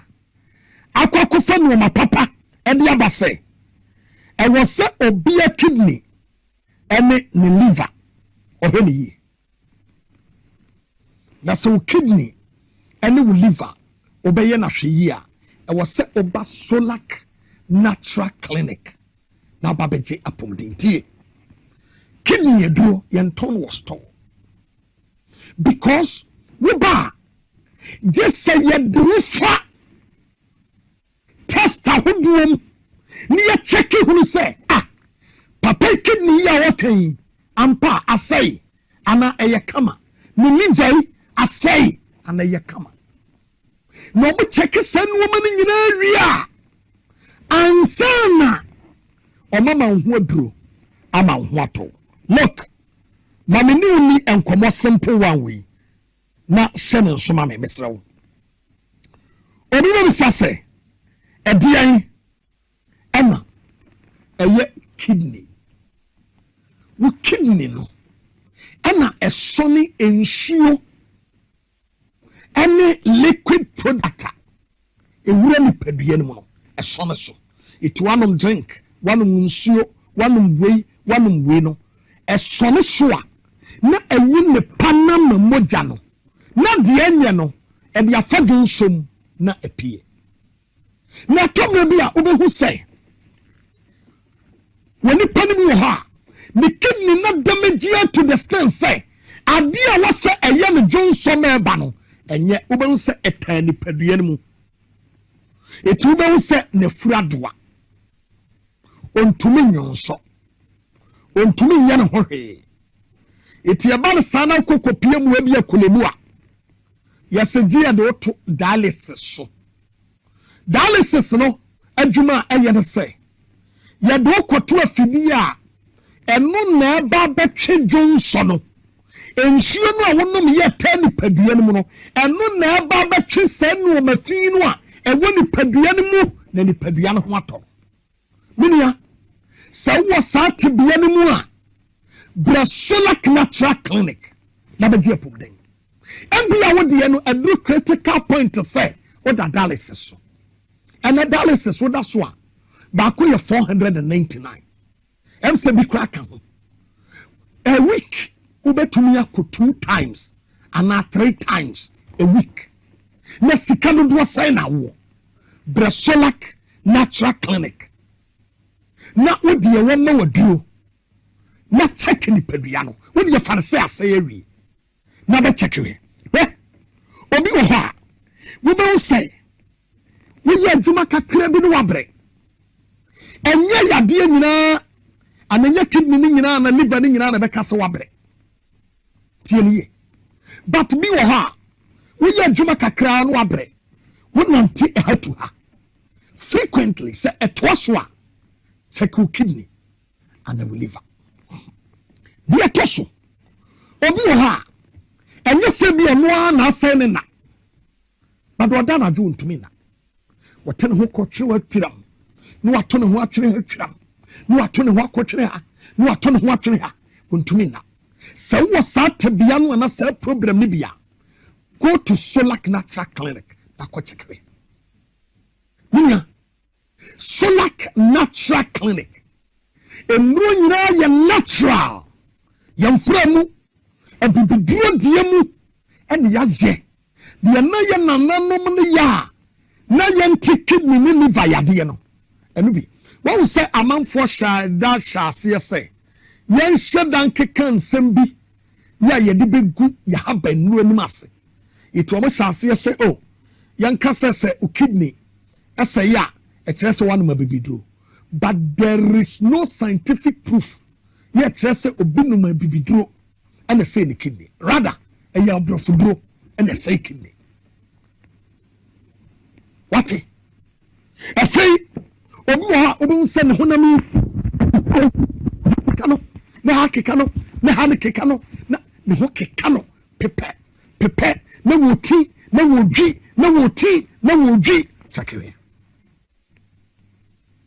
wotiti no ho ma ho yet say ma me ya woda ho yi wo obi ha osori anopa obo se nanim hohono ebe asemos minimo obo se no nase atatai ni nana ise jepim no wo de won se mia na atom minia se wonai etesei ana o this problem wa ko Solak Natural Clinic obi ha no muscles no emoja na boba pa podidem check you here when you pay ha ontumi home ontumi yebi breathing out ontumi ye na home na yesini munia o sat bia ne bia check your kidney ne liver nanuma tu ontumi ne di enye se wateba omiya ho asem bi na nanum ato ende ye me dey example medro no mato wate enye se bi ya wate abofo sem bi na mu da bia nanum ato bia na nye ne de enye se wodi agya obi bi ya bia nanum aye ne basa oda roma check wo kidney ene wo liver hwe obi ha wo homi go so a sente be pie firi mabano utumi bisa se na we firi ni padua mu na pie kan nkranfo se kan mole wada roma chakwe obi ho wo jonsa wo be unsa johnson asahuro bebre tani mu chakaso yesi nuoma wo ne yem an wo jonso asajama yesi nuoma wo ne yem ahuro ta ne yem turning pop. Check it. Obi so ha. What you say we no? Eni aye brown be red be koko be ase wajun so moja be nuoma be basa be wure be eni nuoma wadaroma check it and also ena obi o ha kakra no waye boho waye dizu feel dis kakra no abre mini ya se wo sat bia no bi ana wo sa problem no bi a check o kidney ba bia ye check e ye Solak Natural Clinic was a quality first. Koho, ko cheke, donga ho, na kwaji wapomde. Mfen woman ni agro, mfen woman ni agro, na me do. Me pese o transiche, baby ano asema me kache mo se. Dr. Solomon, wano na ye doctor.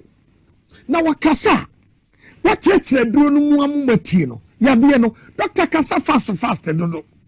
Ana me se doctor obuase.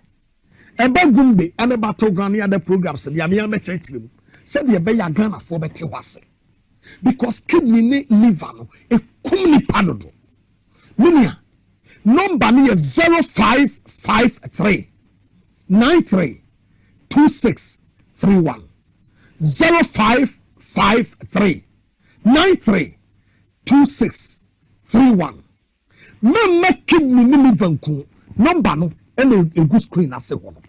Free. Now only Dr. Penini Nkomo.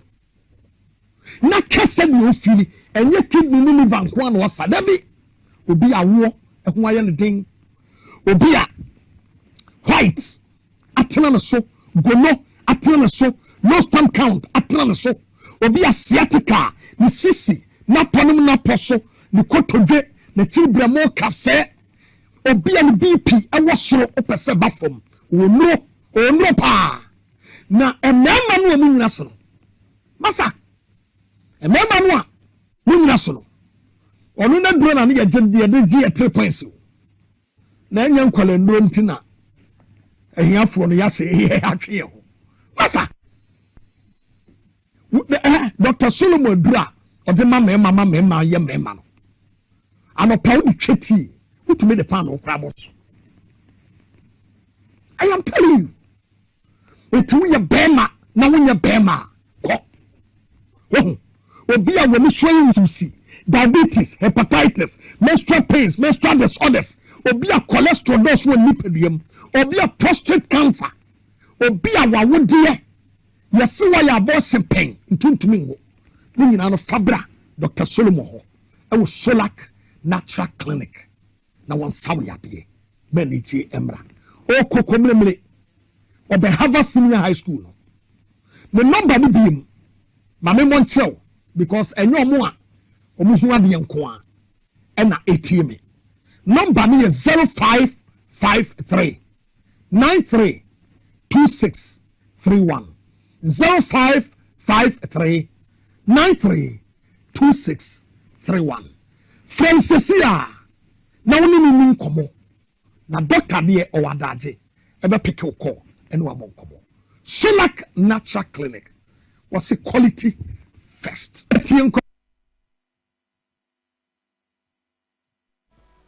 okay ntire ohine boa ma benie ana wote ne nka sabedi e wo kasa de afa eye Solak wo mo enupa wo mo niema pa na enu betimi aboa na sɛdeɛ wapɔmuden bɛsipi hwɛ sɛdeɛ na obi nan ase ataatai hwɛ sɛdeɛ na nneɛma sifateɛ ɛde ma no obi wɔ hɔ a wode wɔn sɛ mia ne nan ase a tirim na akɔ akɔtom bibakyɛ Solak foɔ boa na afei wo kidney yareɛ bia ayɛ korankora ba bɛto soɔ nsɛm ahodoɔ nneɛma pa a ɔhene ba bɔ amabɛneɛ aba bɛka sɛ Solak foɔ ayɛ ready de ama wo no bomode na kɔ hɔ abusia high power 97.9 FM live on TVSYZ yego so yeso mo Dwaboase Jumedie so ye to ankoma hodo no so ne ye bawura ye presidency akache excellency John Dramani Mahama time a wo hia asentropho na woni omoba be che ensem ni a wo mo beto wo man ni a wo maye di omgusu di ye no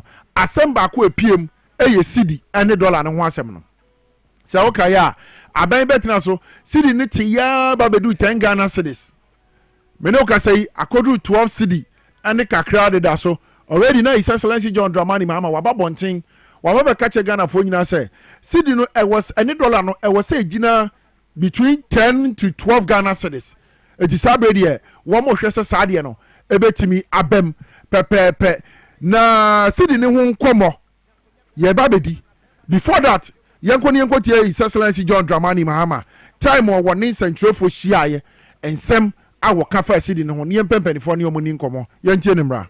You who listened to me, there was one occasion where I said, people were asking whether it will go below 10. And I said, it is dropping, but it will find its true value. It was undervalued at 16, and it probably is overvalued at 10. But somewhere between there, we have the real value of the city. And so I believe that it is about stopping rapid depreciation of the currency. Almost every currency would realize either depreciation or appreciation in the course of a year. But when you have steep depreciation of about, like we had in 2024, 25% depreciation in the currency in the first half of the year, it makes planning difficult. And so, yes, Bank of Ghana has been intervening in the forex market, but they've withdrawn. And what happened was that because of the rapid appreciation in the value of the cedi, we saw an exponential increase in imports, because then people could buy cheaper dollars and so they could import more, which is a natural economic phenomenon. But on the other side, exporters are not happy because they get less cedis for what they export. And so every country tries to find out a balance where exporters are able to do good business and importers are not overburdened by high forex rates. Where that lies, I don't know. I'm not a central bank. But the cedi is making an adjustment, and I believe that it will settle at a certain rate, and we will make sure that any depreciation that occurs in the value of the cedi is within a margin of about 5% per annum. That is what we target. And so for now, there's still speculation. It's also coincided with a period where we saw a reduction of 50% in remittances, because citizens in the diaspora were taken aback by the rapid appreciation of the cedi. And so if somebody was building a house, if he was going to send $100,000, it meant that he was losing a certain percentage of that 100,000. And most of them would decide to adopt a wait-and-see attitude and say, oh, no, as for cedi, it's not possible that the cedi can regain its value to that extent. By all means, it will go up again. So I'll hold back my remittance until the cedi goes back up. So we saw a 50% reduction. But there were also some other few. His Excellency John Dramani Mahama Ghana Mampani ana what is a wording komo e afa cedi any dollar rate ne hom se be ko form se si an wo muguso antoto power ho nemom time a cedi no ahoden ebegina so papa no wo mo na e wa brochire ni sei no bebre no from 16 Ghana cedi per dollar na ababedu 10 Ghana cedi enti wo mo lusu sika bebre ewo sika na omo na esi dan womo na eye niam ahodo Ghana ha wabrochire no na omo de ba enti ebinim so cedi akofom de enche bepeja enti no sesi akra ye nsani sika bio enti sika na nkrofo de ba kra ejaye sesi a cedi na hoden no ye ba bedi hu nkomo Professor Emmanuel Poku Uware oye economist science financial consultant ye ni nkomo emfa cedi na hoden ba bi e wo se edina na fe timi boa dwadifo importers ne exporters ne wo mo di o mo dwa nyina wo mo yusu cedi no prof me mo achi mo akwaba e de ba job as jumadi so Power FM ana fe TVS wazet me da se me ba chona no pay umbom ti san ya me boko bibia boko okay NDC aban betina so yehu se cedi no ahoden ababe gina soro e ba ya bedu 10 Ghana cedi to $1 sabre ya me ne won de kasai apart 12 cedi ekika ko nanimu a eko 13 Ghana cedi Ghana for wo mun suro ma o makoma nsese wom $1 e de to niema wɔn mo ekra nneɛma de bra wɔn man Ghana mu a ɛne adwanifo a ɛwɔ man yi mu no wɔn mo yɛm nhyehyɛ wɔn na asɛ cedi no ɛbɛsen akɔ dollar no bɛsen akɔ so bi wɔ man Ghana. Medasia medamazon mi akwanya ni tio bibia what's there? I want to start from here. Okay. About this government taking over now. Yeah. Now there's a need for agents address to our problem. So the agents, you know, you say you solve a problem there and Ghana full facing. And yes, fundamental problem, and that's a primary problem. Okay. So you see that the government was able to identify this is the primary problem of the economy. Our condition of living, even normal in our cost. The problem is that there is a currency very weak in the system, which is our currency. So what do? Let's handle the currency. And see, say you must stabilize the currency. Look at that. Now, at mama, normal bono, I and I will return stability. Yeah. And then we were able to, Ghana was able to achieve some stability for a period of maybe 4 months. Because the dollar either was stable or was depreciating. So what the against our currency, which is the city. We make the analysis again. The dollar was either stable or it was depreciating against our major currency, which is the city. So okay. So at the moment that city no they keep going no. Now dollar no depreciating. So in that instance, we have achieved some few months stability. What does that? And no. And the government has started making some approach. That approach is making a lot of expenditures. Okay. To see. There will be pressure on the product. Secondly, once the going to be able to do Ghana for be confirm no be buy it. You send the stock. Your stock be or store or more ton so that is that. It did not be kimu and started to confirm no more be traba. It is say the stock na no more be bad when you bread December no better in na this time no June July na so that is that. Yes. It will be a pressure confirm no more for Fraba.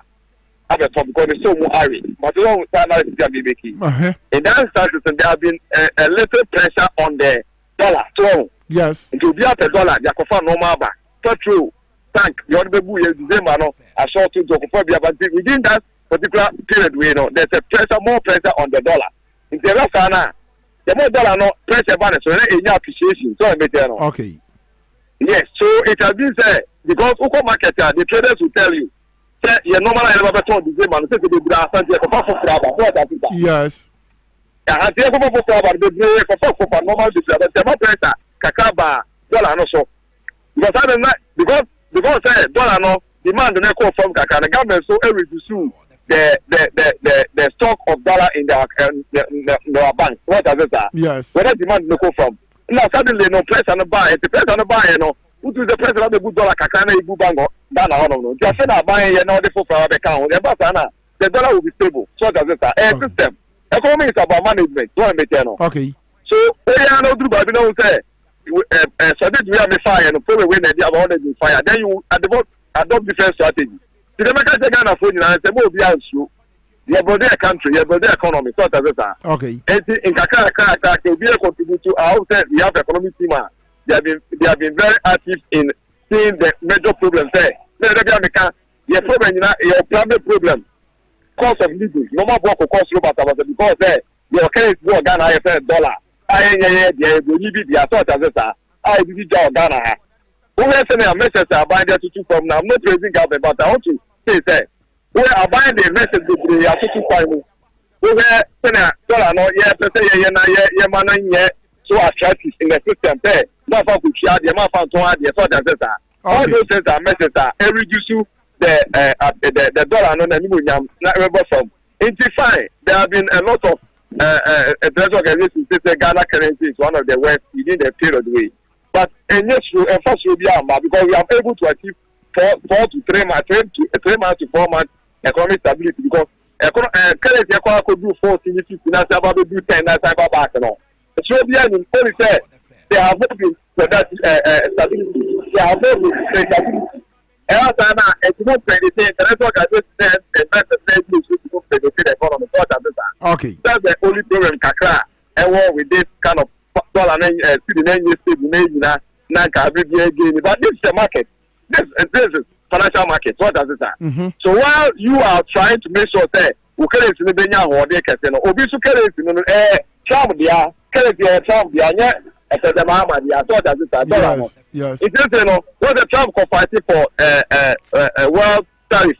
Cost of pan we just dollar now or then we just back to the market economy. So how apply the various financial market strategies. They don't say the currency so they was more really the tariff war or sort of that. Yes. And the currency is being appreciation. While he's trying to make sure that you build a very good market, you know, for his currency, you know. Yes, you know, trying to build a very good market for our city. If you end up creating that problem, no.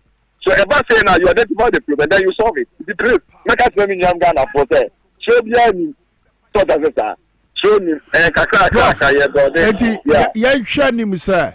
As an economist and financial consultant, so what share say and say ya abanyi diegu wa wo ye no a odwadini ya onu use dollar eto dollar e de kran ye maba use dollar di ni jumadi wo Ghana no and that's obi ohoma no say nya de a dollar no beso ya ye kese e wo sidi ni so bio na mom ebeye stable a won betimi control no within importers and exporters and now will be our cranium man and I was sending him a quabritrino, Sabe and Emfa or how mrobia. Yes, you consume almost 70% of our consumption free about and Ataman. So I may tell you. Yes. Take a dollar like I find you, yes. But because I import to normal be free outside, never be used to Ghana and then I know here as a mine because. Say can call and say it's Makoto. Okay. The problem you can't see to by the Togo and as a Bokwa, I can't enter trouble and also as a problem. Emma, the dollar no cost and I say higher because Emma, you don't want to work possible. So that the American and said there will be pressure on the dollar. It is a matter of government pushing the dollar needs to carry 22 and will be previous on a farm. Oh, yeah. It is all the brave shop and I say what counts were. No, because so many people are and one on cost was what does it? Yes.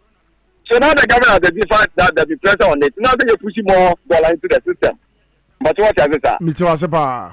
Yes. One more forecast, pushing dollars into the system doesn't solve the problem. But the question is, fundamental question is, did you dollar? Say dollar send for airtel to that in Yana.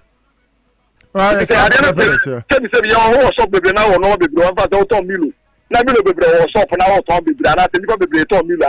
Again a milu bona cost so that is aka dia milu ni for be 10 here milu na milu so aka me enta. Say na be like okay say me born me the 50 cost me me born for the top I die. What are it here? Sanity.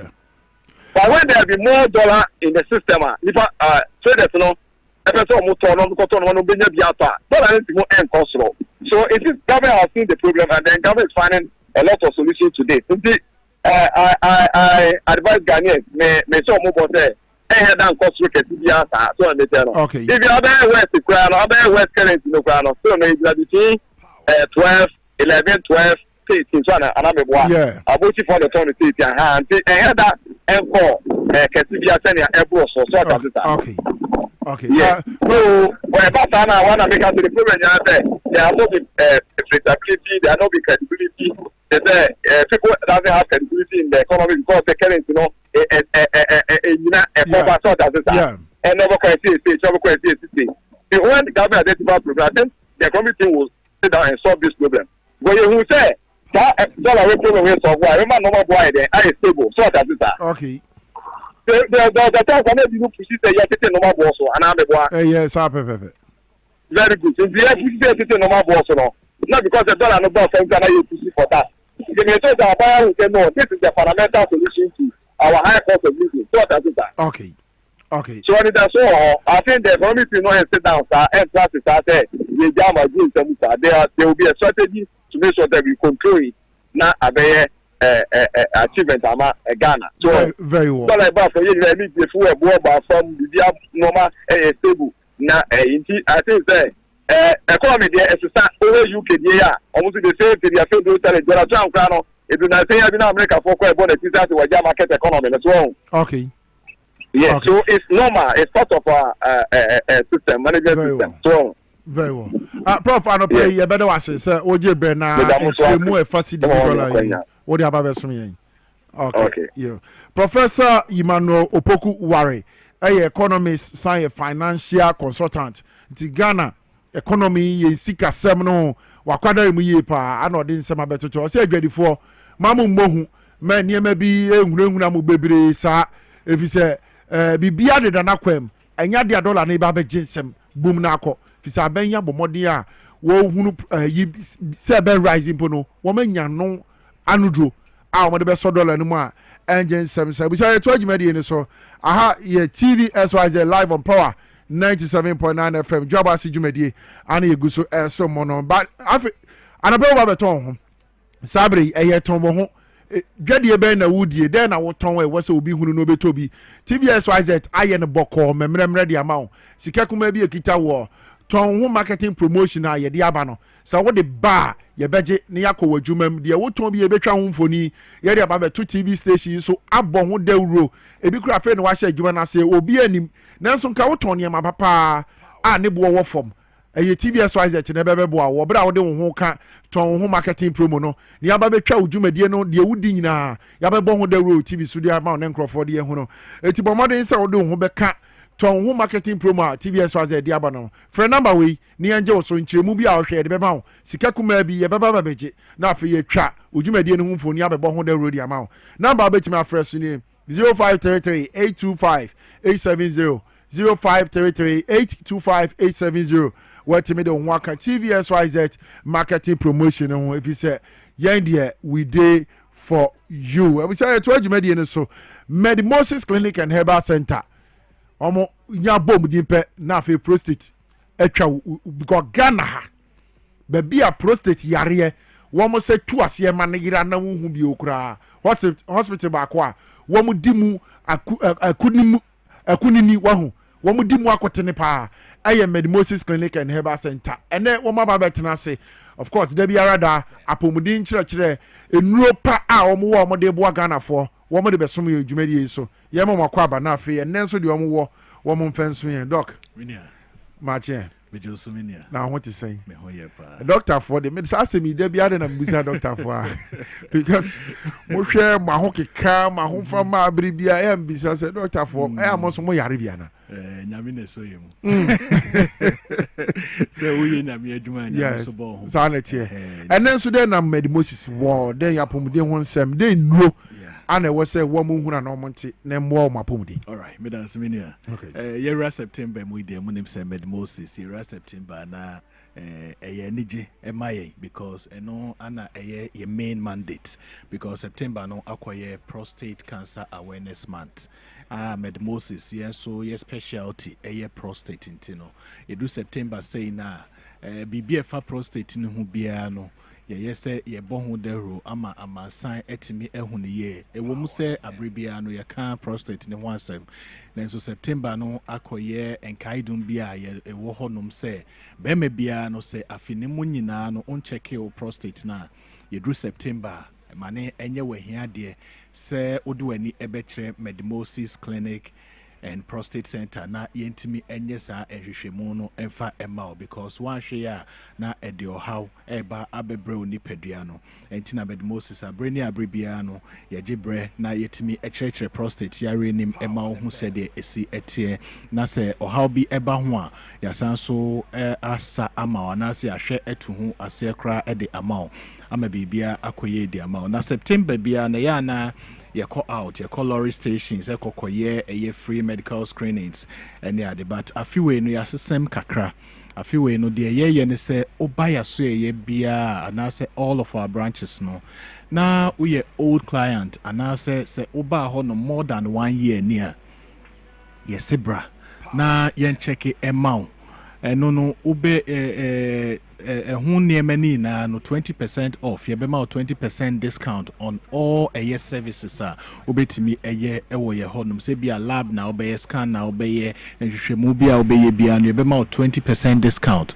Ewo who and to say be a if it every day in September biano. Oba Medimosis aswe na say we old client oba more than 1 year near oba ye be 20% discount. Say the be a bibia be ko na face no say uma hoda ebia unko ya so ebia da na afei na oba medmosis nso a eno so near amount 10% discount on all services. Enti say we old client now buy more than 1 year near eno no about 20% discount on all services. And afei so no say umma hoda na afei na oba eno so no 10% discount on all services. Medmosis in the month of September no dear ye de air mount any.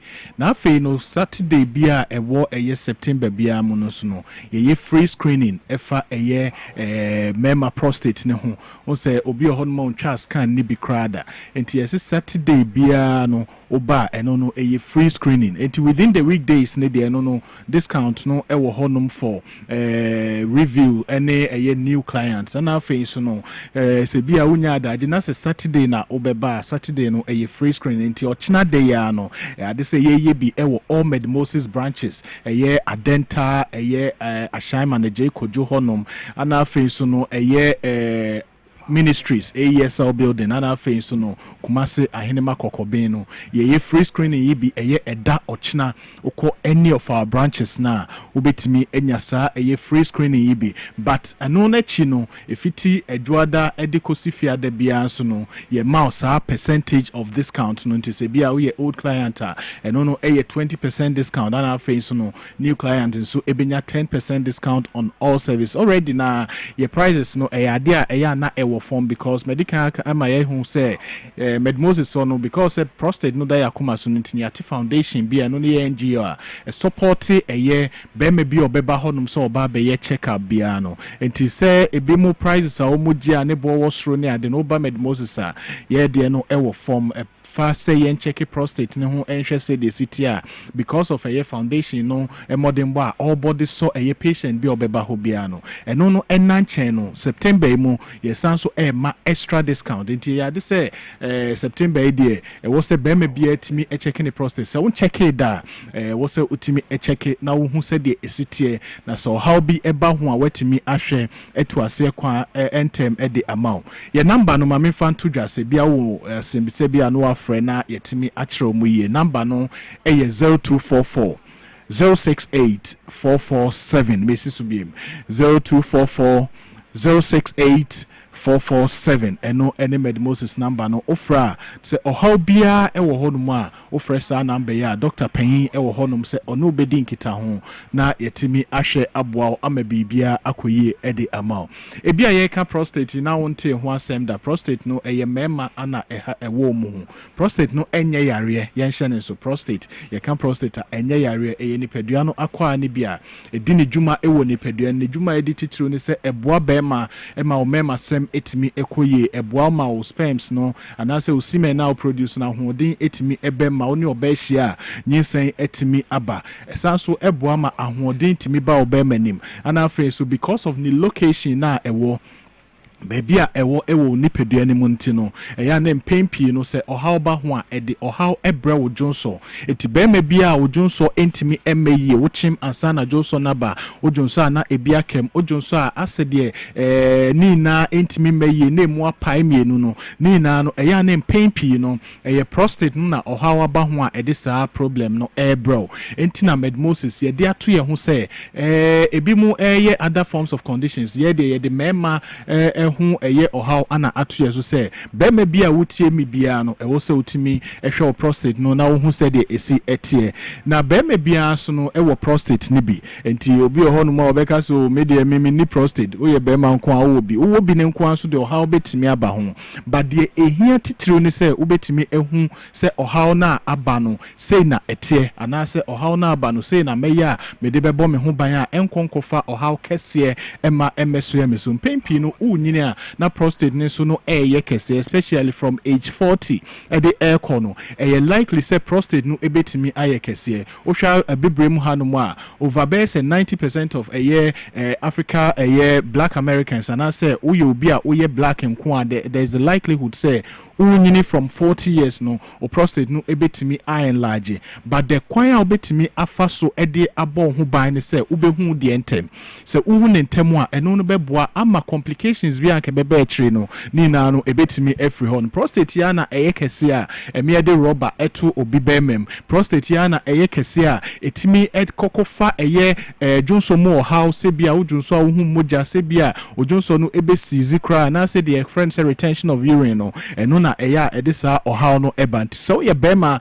na wutiemi na umpese ubedru sam pempenso na the only way a ubetimi ede abon ho ban ene se ubetimi ehu o prostate status no entem the only way so ade behu no ene se obe checke entina medmosis ye tonsa fro se September yi no oba ya so ha ye betimi a checke ede amount Saturday a ye ochna no eye free screening e wo honum tibra ne bra be checke ne hu se de udie esitie se ohaw aba ho a ye wo kwan a ye befa so a ye betimi ama onure be ye okay so how bia so ma ho a ye advice ne enuane ani se odi ne enuane wo se odi nyina ye be chirechiro se de be ya wo so betimi enya ahoden e wo prostate ni ama bibia etimi akoye ede amount na apart from say ye hwe prostate ne so no se bia wo yare foforo bia obetimi edwani akire aso ye onye prostate ne kwa na ye hwe general conditions entina clinic and prostate center no ti bibia efa wapomuden hu bia no ye betimi ahwe abo ama bibia akoye ede amount etiri oba na wutiemi a eno no nkire se bia hospital na mema kwa hospital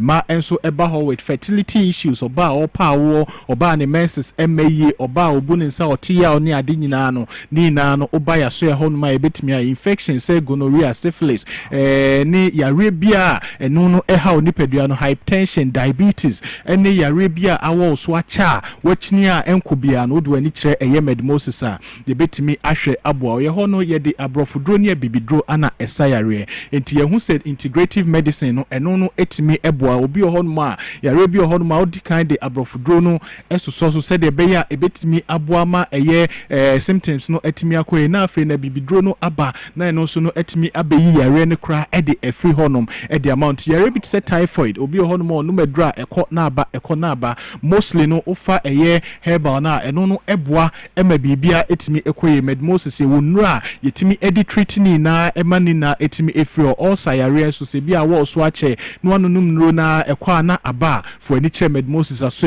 ye betimi ahwew aboa ama bibia akoye ede amount inti akra ha no ye wo adenta barrier of Madina odwani echre ebre adenta police station no sabenkum so hona ho no ye run 24-hour service yen hye so adenta branch no e run 24-hour service inti time bia obenya ohaw bia no odwani kire ye adenta branch na doctors e wo ho no ma ebetimi ahwe aboa ama bibia akoye retention of urine na medi kan ho asem especially no eya etaiba anajo adwonso de wa opese osore ko Johnson na afi won se Johnson no entimi emma ekoba ne se ya na mpempi no bi hu ba bi ode nani echre for ni echre medmosis adenta branch honum because he run 24-hour service wo hontino oba doctors for nurse for ho say ye behwe anajo na ama bibia etimi akoye ede ama wo tema wo shaman so a obetimi enyaye ewo ejay kojo school for the deaf enche ho na no ye wo another branch ewo ho Accra Central so no ye wo AESL building Ministry of Road and Highway ho no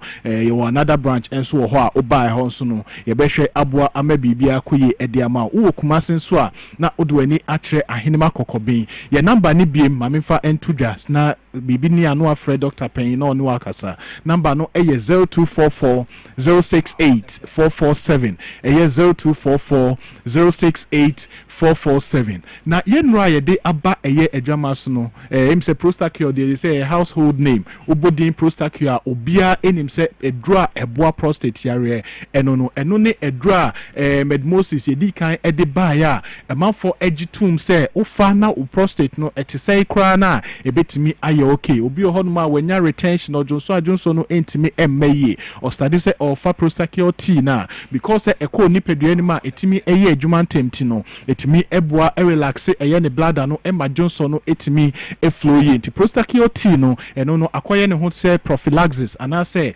edra ye fa ede boy yare ho ban enti se bia prostate yare ni bi ewo wabusu ema ma onsanka prostacure natural T no na ene ne capsules no na enam enti prostacure T no ene ne Prostacure X capsule no eno no ofa ni mienu a ebeboa ama prostate hu how bia no etimi efri honum ama bibia akoye edi ama etisa ojonso na emeye wochim ansa na jonso aba ojonso na ebia kamia diagnosis of a prostate enlargement and say prostatitis and say infections be ana about prostate nima Mausanka Prostacure natural tea and in the capsules no and no betimi aboa ama Johnson no etimi abeye ama bibia akoye edi ama afen so no ye wo Femacure X capsules and no eye emanko edro the kind can say hospital na nye emanko na ye hwe mu ye hwe ma so ntinro no so ye wo bia and no eboa ema nti no eye Femacure X and no mesanem rani say female 360 because bibia efa oba ho bia no etimi esiesie ye de nro pi ana akabom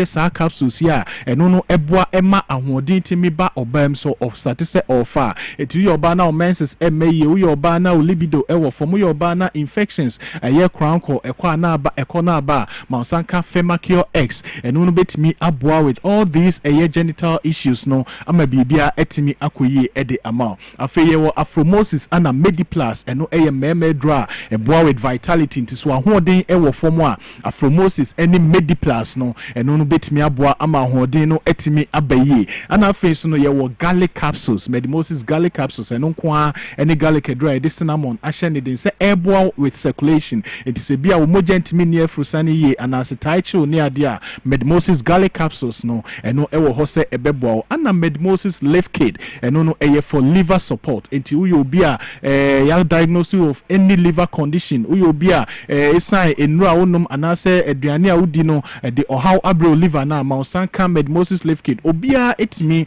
efa say dro ni bia eno no bebo liver ne ho ban a enkonkofa ohaw bia enfa emro ni pedua no enro nyina no drugstore bia obeko bia no onsa ebetimi akabi opentremu bia no afre Medimosis ye number no eye 0244 068 447 0244 068 447 no share akra ha no ye wo Adenta barrier ofri Madina odo ani kire Adenta police station no sabekum so wa temanso ne wo Eje Kojo school for the deaf enchen honum Accra Central ASL building ana afa Kumasi so ahenema kokoben ubetimi enyaye ewo honum na otimi ene ye edijuma ba hye ne so se ochina free prostate screening all of our branches obaye betimi ahwe aboa ama bibia akoye Dr. Prince on the Moses for one near my power my year on my boom didn't want the diversion dog and I pay that. Okay, we say I power 97.9 FM live on TVSYZ Dwaboase Jumedi and you go so I did so more come sorry you better than here waba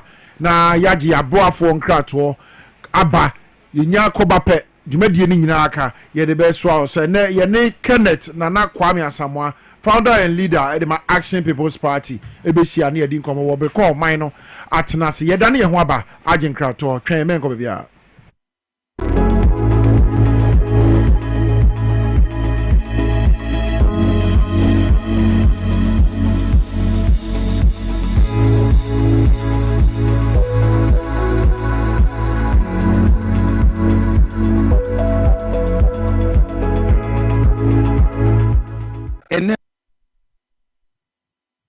so yeni mu ade ahia bie mu ana eye Indian company kese a yaso ye no ewo India na enu ahodo na ene ye de abadwaman so ama ibia bedru Ghana hanoma Food and Drugs Authority aye nhwehwemu ade afa ye no ni nyina ho age atomu se ye no ebo adwuma ntino Ghana for emfanse wo mo ho yare na enu a ye de abadwaman so no eye India hama ene yakeka bom ade aye ahabanduro ye mama eni nsunsun so boni bia na ene ye beji bre na yakasafa ye no emako enan eho ya ye bekasa ade afa nerve alive a eye adwuma ewo yentini mu afei vivado ya eno so eye mojabroso anasa hypertension ena yewo azaka nso a eye esiche yare ena afei yewo May 40s ena prostate liver eno so amanfo ya monya prostate yare no edi eboamo abibia ya na ye kase enyare a mebobobbo so nyina ebibia etwamu wobi enye bipe na niyemu ehhehye no esanse wonim se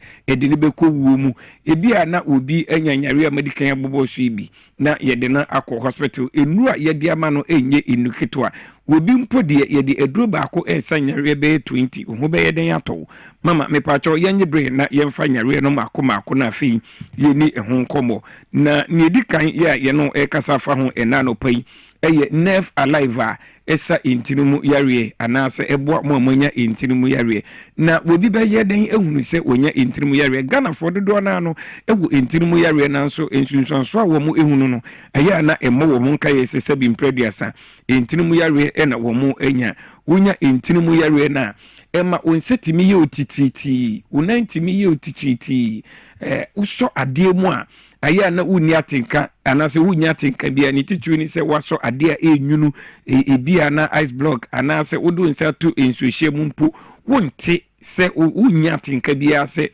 wode onsa ka bibia enyunu anase bibia ehye mepacho hunu nsunsanso we ya na ebo nka ye se onya intirimu yare krona no ani de mu a wonante a na ayese pin anase panie bi ewo onan ene osirimu afei ewo ho a na ayese fifre efiri wonsem ene onamu enti wonante na ohye mpaboa na ayese mpaboa no eroro wenum nyina no ebo nka yese wonya intirimu yare krona no mepacho wonya ma onase taitai aya na yese onase no ahono ni titu obi tina kamu kakra bia ansa na obi sikra no na ayese ni nan no ne nase atatai mepacho unu sunsanso ya eno so ebonka yese wonya intirimu yare kro yi woye bema etumi ma woye mre ewo kete so esanse ye mema no dumpe bia enim eye intiri nko a enti wonya intirimu yare a na chese wonya enemu enreye enso enono enti uhunu nsunsanso we nyina na se wako hospital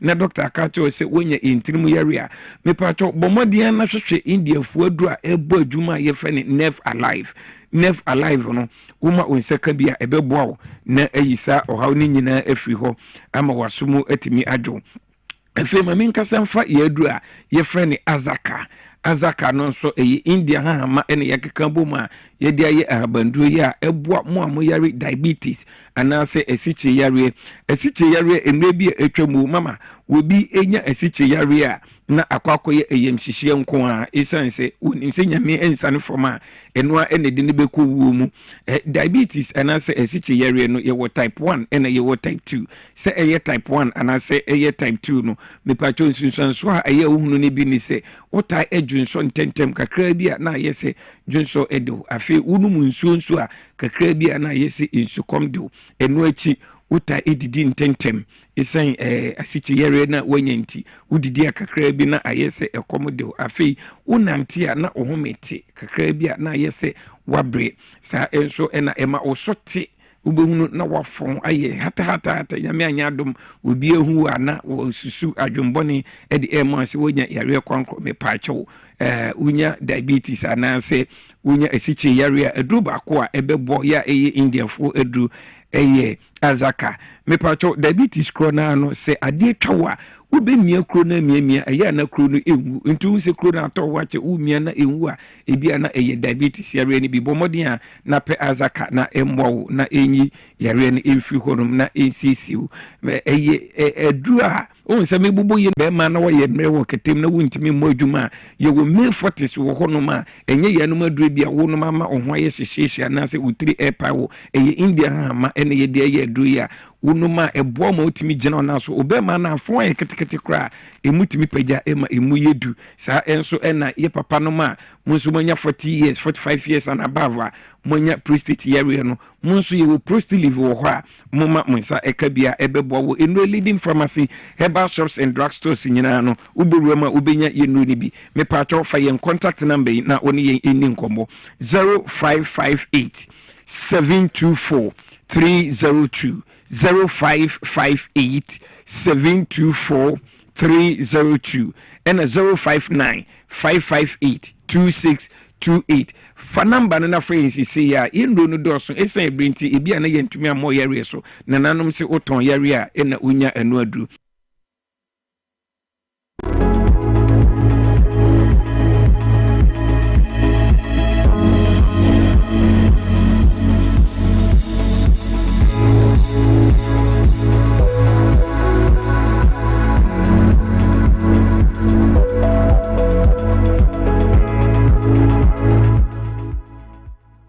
na na kwa me taxi driver na enka na me sisi so me sisi na aka me na to na twetwe me na 3p garlic misa no aboa me pa ata miracle bi wadro no just mafu no kra se di sia twini anka se me humi sisi so me humi ana sisi o beka se di bibi hye me so bi no na ye normal ni ti mi bi fi na ti no ti pa me sa 3 days ni na edona anka se de nyankopon di ayi bi ahodi ti ma yi bi nya sam ketwa ana se we de me fwa ka so na me fa hye me nkwa me me de abe pa 3 years ni ana asa me gina wa me na mu sisi nya hye me kwa me de ameko bi amu so much me dru da ba 6 years ni o tema sisi am ya ma di se ene me jana saya le nku mi preko ene 4 days ana me koto 3 garlic mixture ni tema me kase nku pe no yam se ene ya me no kase me wa to me a me din wa me mpese 3 garlic mixture ubenya bi wo mamu pharmaceutical shops and herbal shops Fred Piwak e wo 02489288824 and 020100002.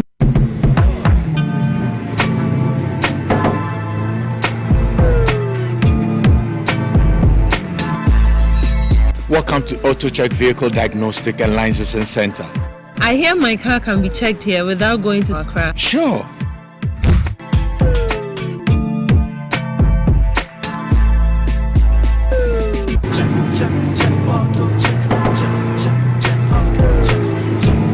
Emission, check. Alignment, check. Brakes, check. Visit AutoChecks at Koforodia Aquadum Road for the road readiness of your vehicle, from saloon cars to heavy-duty industrial vehicles. Madam, your car is now ready for the road. Thank you so much. AutoChecks, check. AutoChecks, your safety, our priority. Check, AutoChecks.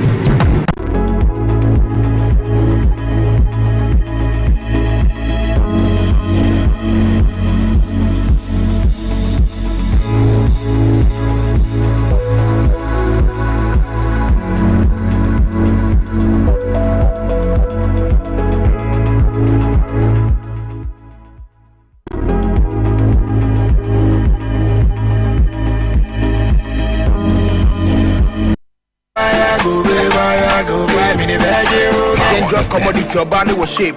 Boys not Friday night Satawale, Obeji Obi Gay, one is a quadia great. My idea we are Munjai. Fornicate, what tell me Jimmy Gela, Paso, many W. In Swato, I wish a higher power 97.9 FM. The woman won't live on TVS Wise, Dwaboase Jumedi. Boys, I don't pay you good so more. Let me share live on Facebook at Power 979 FM, TVS Wise, YouTube, XYZ broadcast, and the engine of mining book. You go make a wait for the modern for agent to us and what I will share on Facebook and YouTube. The budget brand now for you can kind the amount. And to be a no minor transfer. Now for Kenneth Nana Kwame as someone one of our founder and leader at my Action People's Party. And you didn't come on. The woman war I woman some mobile can. Before that, I mean cows MTN for woman made farmer I can batch the money with me pre Apumudi wants to say come pa Eddie bro. Janopesa what in Candia. MK MTN diaba omni med farmer and diaba say woman the boa Ghana for wabra yare wa bongo no need as wasa na hu baby a won fa MTN med farmer for boa wabra won kosa kiu tin asa no waju yare hwe say ohawu ani ateti as sometimes ube kom wabra wa yare kra na sika bi na wachi aya na no de enu ji na MTN any MK edi MK diaba akabachi mini med farmer na de obeye nie aye packages aye silver and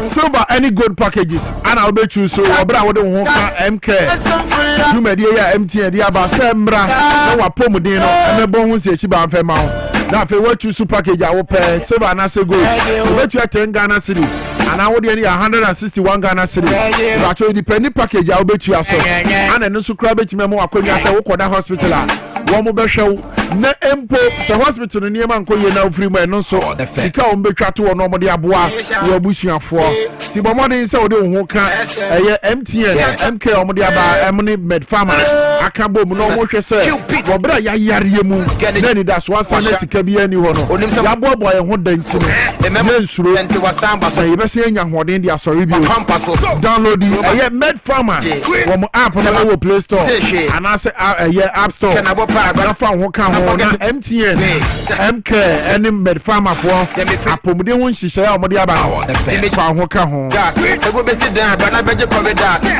and menya colleague no get me man wa so hola severe herbal clinic sebra say swollen legs na tete or breast lump stroke diabetes sauce me chire kura tutu kidney kidney who na touch man and I say waist pain but hola severe herbal clinic one more aduru amade bebo bia na wo de ne asthma and I say pass koko every wo to wani ana baby biara hola severe for bebo afei epilepsy menstrual disorder infectious gravity and afei sexual weakness restoration and oni nyina hola severe herbal clinic for and gia da de adropa e kan ma onya hoden de bobra bi o bomode na fo ani kira ashama opposite access bank no we hola severe herbal clinic for ho any omuni nkomo and any omuni share for numbers we na free wom no mo njo so 0576 656 658 0576 656 658 and 0200 623 038 0200 623 038 na hola severe herbal clinic our momana only God can heal show Bogra Security Services Sabra so you be an hoarding ye ba ubo CP esita na wa hoarding mu a ubetima security adwuma wo mo hwa nim so mo ne obey adwuma ukuta SHS and JHS akonya da ho so mbetimi ama so adwuma ni bia ye afa wo experience wo security sense mu kra dia wo dia advantage kese de ma wo mo beje won tempa so na afa wo good character discipline a ubetimi dia ye adwuma no asembodi bi ensi hu dia ene ne na no pay wo temi nka ye Bogra Security Services Limited and eto nsafre wo almost wo ba wo be ma attractive salary emu hwam ba yi akatia no so na de no wani atimi age ho afei professional training ewe security wo be provided the amount free an opportunity for promotion wo bra kwanya beda ho se ye mpia won kwanim na ye security boss and also Bogra Security Services so mo be bo awo it is wani je ho dia ene na bomode national so do wani be kire mu wotema what be be ti say tema aye community 6 12 and I say 1 dia ene na Bogra Security Services e be easy am akra so betimi de ho aka aye Bogra Security Services for Ejuma na ho from our numbers we so 0244 741 236 0244 741 236 and 0541 860 347 0541 860 na for Bogra Security Services for one angel was so me yetema boy intimentation sikake na bo pa na beje dollar na forget but Moses say bosumi eye prostate health awareness month enti be ma biara me de biara was September yi mo morning say odi wani be kire med Moses obere ko free prostate screening e ko so foni yen hwem so prostate na ho atoche ma na afi kwan ya med Moses for be fa so abo wo matimi ahu wo be huru med Moses for kira kwan bebre Baku ewa ye ministry Ghana Highway Authority yard ho afi adenta barrier mo ho eje kwajo near Ashaman Medimosis for ho uma se ahine makokobe ube hunu Medimosis for ewa ho so we obi a na what I call Medimosis Clinic and Herbal Center na wo call watcha but your sabre akonya da ho de ma we say o sai ko wo bi ewa services bi a wo kwa hwehwe no 20% off o market e dey ama wo bosumi mo na for any Medimosis Clinic and Herbal Center o ma so ya hodo no na kwaje wa yare from Medimosis for our number we so 0244 068 447 0244 068 447 na for Medimosis for the prostate health awareness month go so me no me papa mi ni abema fa ho koka ho We see a higher power 97.9 FM live on TBS YZ Dwaboase Jumedie ana yeguso enede nso yeguso ede somo nsema hodo a etwegu o man Ghana mu a ni nkyerɛkyerɛ mu sɛ de ebenya asɛm ne fapem ɛno nti ana bribia yɛbɔ sɛ adwadatai ne ede sɛ nkyerɛ mu no etimi ba ebe somo ɔman no atena se awia ne sa yɛne ɛyɛ Kenneth Nana Kwame Asamoah wono ana ɔyɛ founder and leader Edema Action People's Party yɛne ni nkomo wɔn nso wɔn ahoboa wɔn niema wɔn ahyehyɛ de wɔn de agu akwam sɛ wɔn nso wɔn de ba ɛne nana akwaba nnia majoso na no pay ho te sɛn oh awurade nyankopɔn adom yɛ wa ahoɔden deɛ ne yɛtimi asɔre abɛduru ha deɛ ɛsɛ ase da ne yɛde matwedi ampo nyankopɔn na metimi sa ahoɔden wɔ na sɛ nneɛma ɛkɔ yi a wonya ahoɔden gye sɛ nneɛma sɛe agye sɛ nneɛma sɛe anaa agye sɛ adeɛ nneɛma ɛkɔ yi wonya ahoɔden agye wo kurom anaa saa ne teɛ baabiara hyehyɛ yie tɔ baabi na awerɛhɔ nko a wonama na ado nsa agu ti wo maame ngu wo papa ngui na woyɛ yie wɔ tirim sɛ sɛ wɔn sɛ wonam kurom a obiara nim yɛ sedeɛ nko a obiara sedeɛ first wotumi hyia wo nua no asan wo ho adwendwena hyɛ ne ma enso eni dia na wohunu wo wiase ana wohunu wo Ghana eni emetude because aban bi aba odwene Ghana fo okay nana yen hye yen komodie na say Action People's Party ebada ben abetena Ghana da ben wo mudwumadie ni den na omo ba ye e wo Ghana sisi amene odi kasi oni ama menchia wo tiefo na menchia wo dwumawura ene onkrofo ano me ye adwuma nyina la menchia Action People's Party members nyina across the nation entire nation menua Action People's Party na first na party ni ye UPP United Progressive Party okay I mean I'm your chairman me no dike oh okay yeah and I want for some time in fact it's from UFP from Jataba to UPP and as I say ababidru AP and UFP aba UPP and as I say ababe APP because as I say UFP egu UPP egu eba ne say na UPP ana wo kan ho egu oh the entire egu yen say on the political party a wo vision say person build the Ghana so ne mom entokwasem ne enema bi ensem fata de I don't think say Ghanaians will buy your ideas to the extent they say every day bi an entokwasem e de na de ntokwane ba some of them adwene a na enko afa e bi adwene nam left ne bi adwene nam right okay to the extent they say especially most of them was involved of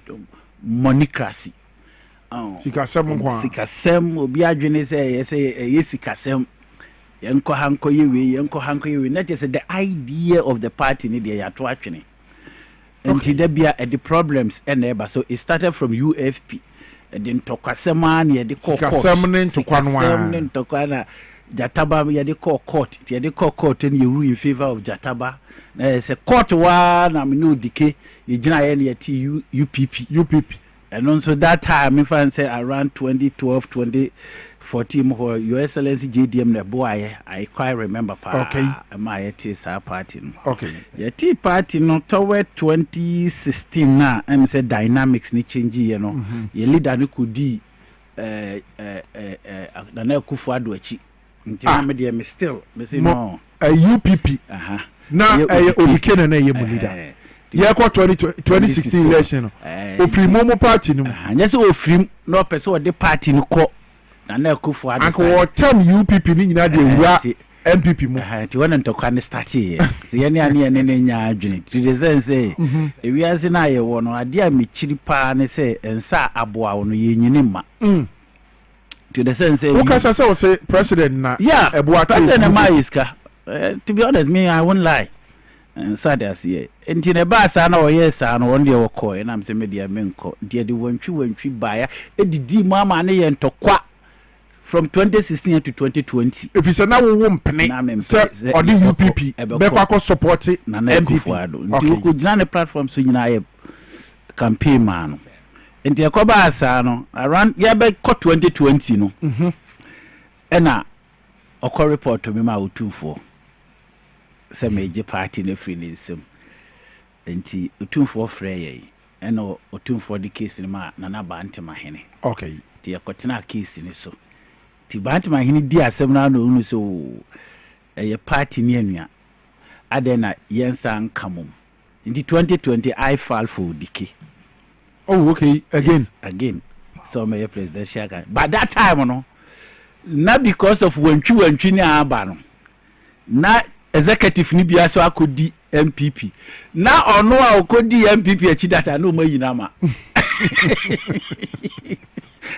O my in every. O my in every. E di MPP for the Krejano. E di no I can't say mu. It my executive ni bi could di MPP. And I'm saying no, me see my junipo. Now dia me move to the inch to MPP. And I die me file ma with the kino.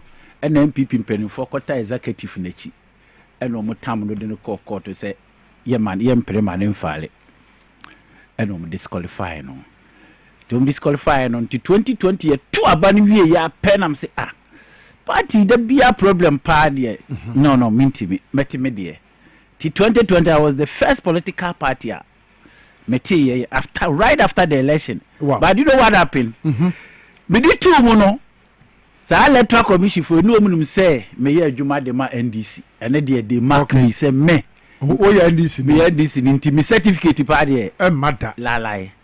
2020 me fancy 2021 end of the provisional certificate in ma me. It did not say, dear mamma and quad within 2 weeks in it. Yini beba. Ye did him ebeba 2024. From 2021, near my provisional certificate. Electoral Commission for the man. Ananka Ocean himself original certificate. Ebeba 3 years. 3 years. And they have nothing now. I use against it because I met all the criteria. I said, me meet by that. But within that 3 years, now Nkomobe na ekoso one easy for them. Now we be some. Now then mama provisional certificate. Na for the original certificate. Now but the mama name who say me party na bat na see na even 2024 election could be me a contest. I don't know more for them. Who be some. I see yeah juma. That's yeah juma. They are 7 hours. So basically, what happened is say. In 2020, I will be a nomination form and I make a pick form. Yes. And I'm a catch it see a form. No, men pick it as what? Presidential candidate or independent? Independent candidate. Abraham, your political party, a mama, me provisional certificate. No, so now there for provision for independent answer. Already, you know, be a mammy hint to say, send me pie, me certificate, be mammy. Namakoye campaign, I'm in this year, and you lie. So, do you know what they did? Nani pana di ka catch him say just say presidential candidate na file wi am ya cruise nomination no ansa no the certificate na mame ampani ampa ni nuane ampa and then you cruise nomination na dey chian no frame say majim certificate yala you were free dey chian no mo frame ya wi ya close nti me majim certificate na ko 2028 na me ko 2028 Timmy Hesa Ghana. But my papa, me also the Juma declare me support to my NDC because I don't know what a political party. What's a political party? Action People's Party. Although you have certificate amount, once who Pacunyano, so Baba Bedi Ghana names a man penny. I don't know last year, what do support no? What the Action People's Party said the wire founder and leader, the I don't know now they support it. John Dramani Mama ni endi. Answer problem I wo Ghana ne say we are so timid and I ye are suffering here maybe hunti man krofo tutu mfuturu gun krofo ani. Okay. To the extent say between NDC and MPP na men there be me kasa and I'm say me ya Santini me fra Ashanti region tino. I always make kasama as Ashanti region. Okay. Because in politics ya ye no baby we interest wo. Ehona na okako. Ehona na okako. And you two for so the cancer where Santinia Mawasante somewhere there. Did they be out make us? So say usher the trend of from Jelly John Rollins. Eba Kofo Atame JDM Tunane Kufuadwa Obeda Dayan 2016 year and ma you could dinner chairman for could dinner chino and I'm too many Ashanti region I'm say if I make such comparison between these two political parties, why not Asante mine? Because the major road in Ashanti region, two lanes, most of them were done by J.J. Rawlings. Okay. Meaning Crowfront bypass, J.J. Rawlings, tech to all the major road is done by J.J. Rawlings. Okay. Okay. Then I went to Kufuor. And I'm saying, okay, Kufuor by 8 years. And I didn't know my Ashanti region. Yes. No, so Ababa interchange or as quite interchange was starting for Sufula where you now me the total head. And to be trans, I'm a general or share go through market. Go for market. I see them say, I see a control at the end money, but these are the people are always, you know, say Asante belongs to MPP and MPP belongs to Asante mine. So I say, and to the idea na mama ye dia Ashanti region because I want to be free. Okay. And to be make say me say wo ye sebe enkrania enkrafo mom pri bi mamukurum me metena ha mpre ma enkranfo because your communicators o me enkranfo. Okay. Your communicators o me ya igwefo to obi ankasa man ho ba me as an Ashanti region no a ye gitu mi say MPP and a year stronghold no e dia be mfaso ne nya e MPP ho. This is my decision.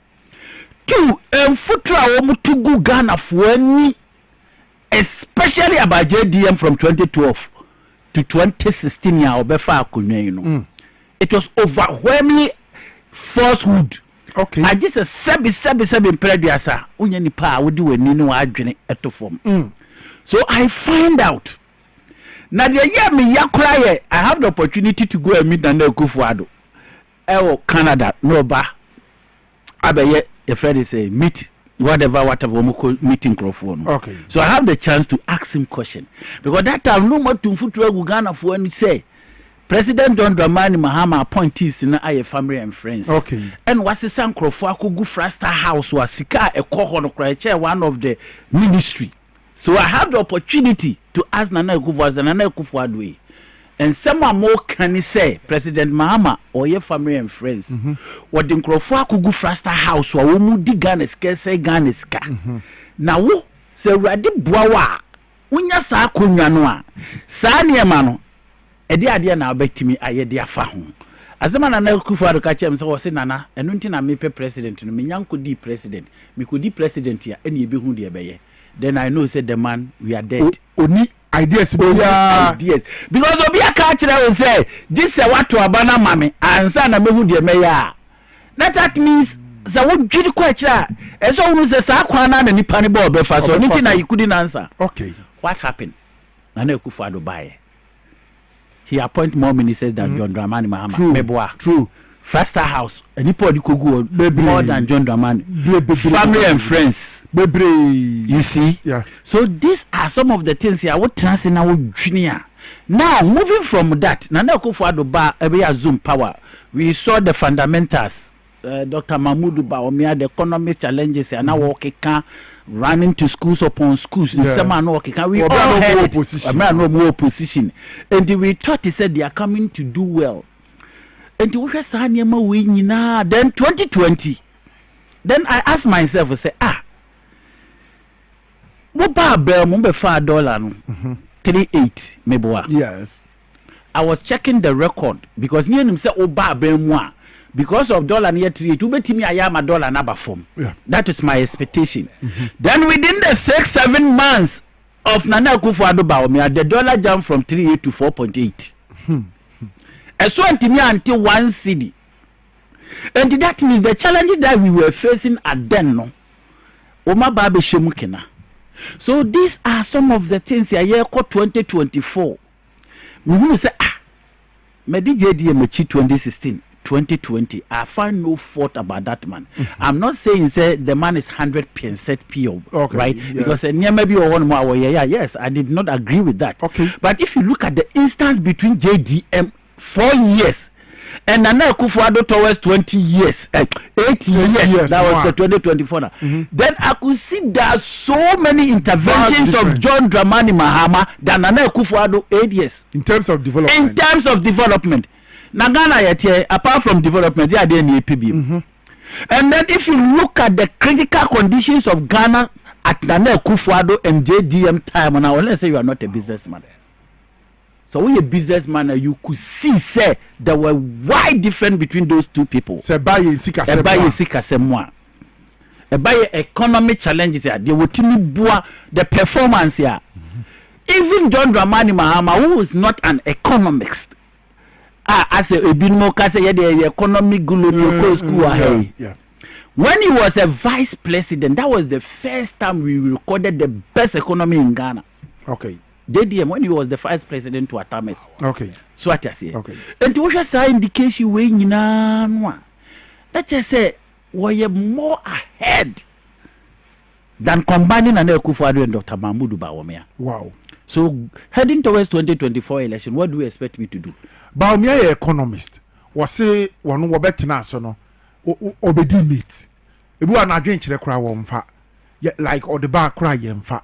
Anything na sabe was sanya pe akwanya no dia babedi Ghana anymore. So as vice president and the head of the economic management team, ujitum say anawunu ni say ofeli. Ba me onye economist o. Huh? Onye economist. Onye economist. Oye home econs. On woman no anu aduane no. Ale wure fi say Bawumia. In 2016 when JDM they were talking about economists, Bawumia went to Malata market. Okototo a moon toast Jane di Bejina Ghana comes said there is no better economy than your pocket. Have you forgotten so? Urefiana, they were economics. Onye economics. Lectures are who draw what they mind. They say lectures in the mini amity opatre mami. Mechanicama. Ana many economists opatre mami. The lectures na any impact be our brow. Any impact any nyaye. The impact we got from Bawumia and Akufo-Addo was a failure. Enne ye bre ya wo mudi kosum John Dramani Mahama. What is say Bawumia? Yeah. Since a JDM etupa, what is what can economy ho asem biem? There be on count. Ultimately, he did not. And him okoka, okofa free hene. From inflation from 54%, today we are down to 11.5. So what are you going to tell Ghanaians? Dollar from 17, today we are down to 12. What are you going to tell Ghanaians? So I say, so these are some of the things here Ghana for. Sometimes we don't take our time, then we make a prejudgment. Near the Gunkrofo anymore. And that's why I'm saying, say JDM befa power and everything is okay. No, me there are some lot of things why ya menene okay. So I say, na say bia me pen aseminti, ya me say, enya me say. No, I will say it as it is. But comparing Dr. Mahmoud Bawumia to JDM, abba, adena moyesa. O share omo vice president a woman impact in ya. Adena kana for moyesa. Okay. Sebi mpledu say ye nipa bi ati say ye nya atwom. And I don't blame Dr. Mahmoud Bawumia. The reason being that I blame the people I will take advice from them. To the sense say yen can not create to. And now what Bawumia tip? Campaign now oil. As a makoka was it oba? Munteni etefo. Bawumia say oba. All the one kind of district you was it constituency we are about in pattern. Do you know how many constituencies we have in Ghana? 276. A district, 261 district. He was talking about constituencies. In this district, we bet me be about 5 constituency in this district. And imagine so the young 276 no point in pattern. Abana bemu. Do you know how many ministers are we going to get? About 1,000 ministers from Dr. Mahmoud Bawumia.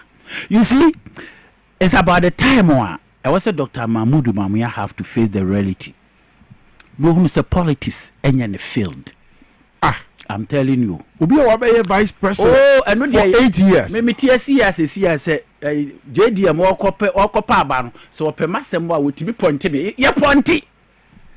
Yam twaba. Anaya twaba. And he said JDM mimitias is a mebe plan me pewasman to catch a brabe dimech. And no and yam pointing to yes will be our bay say a coto abani diako you know. Zwadia so ya the chair. And anybody can be on that area. That's what I say. The fact of the matter say politics and your Bawumia field. But so person you should take his time. Na na wonhunu se ne ayi begina bedwoma bekasa with all the experience he's had. Only experience ba wo mia ana manfo hye na chi ne yep on say ba wo mia ye de ne beskamo Ghana na na Akufo-Addo e de ba wo mia beskamo the nti ode ne beskamo Ghana ne say at that time na be kan ka che ye se Ghana economy apratete apansam na Dr. Mahmoud Bawumia de wiase nyina ne lecturer wo kire ne economy wo kire no na wuye enti odi ne nyansa nyina ma Dr. Mahmoud Bawumia say on famra me economy ma Ghana when Bawumia took power in this country Bawumia economy uhuni ye eba Ghana they always say oh your first 3 years from 2017 to 2020 we were the best. It was lies. They wasn't the best to the sense say our time no Ghana na JDM administration what didn't say shayato near IMF not even there was a projection from 2016 to 2018 say because of a nearma JDM dia to any IMF conditionalities ya would mind to be take power 2017 the economy will grow by 8%. So it was not the doing of Nana Akufo-Addo. And remember, if you want to know say from 2019 if you want to buy a crown Omoba ebe increasing no 2019 because now it has to expire on 2018. And at 21 year beka. So 2019 August, me pa cho muntie 2019 August any free exit IMF. They took power from that 2019 August up to 2020. Do you know what they did? The first thing that the Bawumia and Akufo-Addo came out, na dollar ne run. After they have taken over from IMF, na dollar ne run. Do you know what Nana Akufo-Addo did?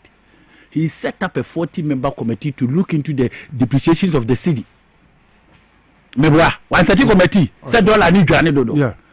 Yeah, they are banning ma for 6 months, and they even go and play say ABDBC and a COVID beboom when NHS say I say cry. No mumpai bonus womunya bibi nyina so and a COVID. And you know Russia Ukraine war ni nyina omo twe wura mu no. And am patcho ene bomba ye to Russia Ukraine war no. Ye ntu bi kura wona na Akufo-Addo abem. Bomba ye to me this time no. Israel ni. Ude ye use Russia Ukraine. Okay. Eno na ye mu breso. Okay. Bomb wire to Russia Ukraine so it is even more than Nana Akufo-Addo time. Have you heard any of the NDC communicator and our president abegina bekase because of Russia Ukraine wanting your dollar assay? Have you? Debbie. But that was what Nana Akufo-Addo Bawumia was telling us. So what I say, until idea bi ho a wonni adwene ho a yem for so fa adwene nye. That is the problem that we face. Me no tie say your friend say Israel so moko.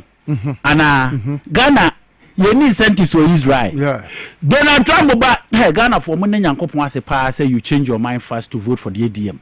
And I can tell you say this tariff of Donald Trump and can Nana Akufo-Addo Bawumia the tax abre. US tariff tax increment nanko de abre. E tua ho levy. E betua ho levy. So what I say. Enti minne Ghana na ye wo no. And I'm saying take your time, near steady people. Now we hula balu people because of kind of education wako school wako Yale wako Oxford ntino.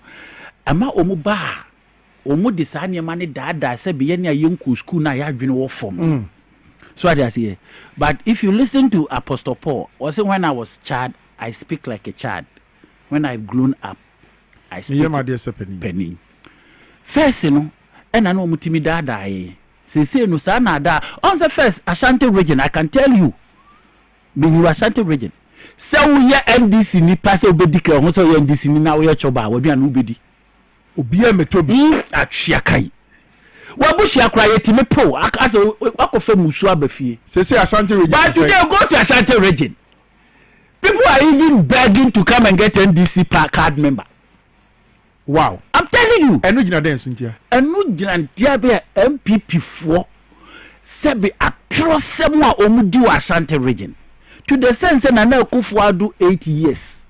E dia ba ade no omudi yema Ashanti region. You give us 5 interchanges. O promise say 8 years we didn't get none. Tell me the markets. Unim dia ya. JDM Eko see market, Kujutia market. Yes.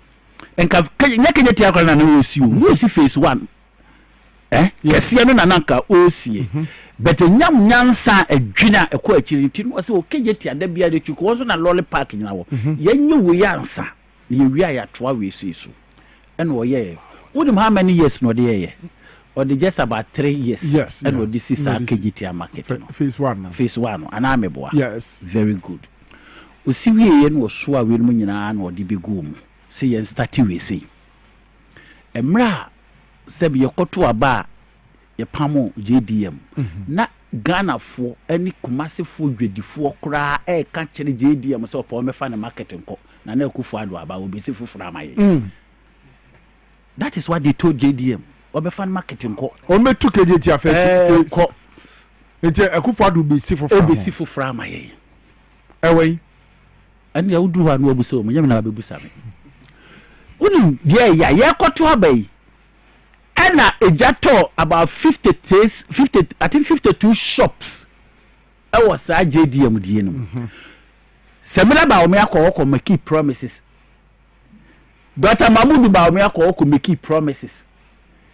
President of the nation na Akufo-Addo ko make promises say on be yexa marketing baby a she 56 na ehye no up to date o mantimi anfese that you say your friend say so be ya omubui e be si so anke shoma wantimi 56 no kura na ashimo o muka so mba fese no I don't go wantimi renovate na ye de no betimi esisi can face 8 good years say na JDM baya ya sasate yugusu gudugudu yesisa ba kono wantimi ensi one market e wa Asante region. What was the major thing the MPP did?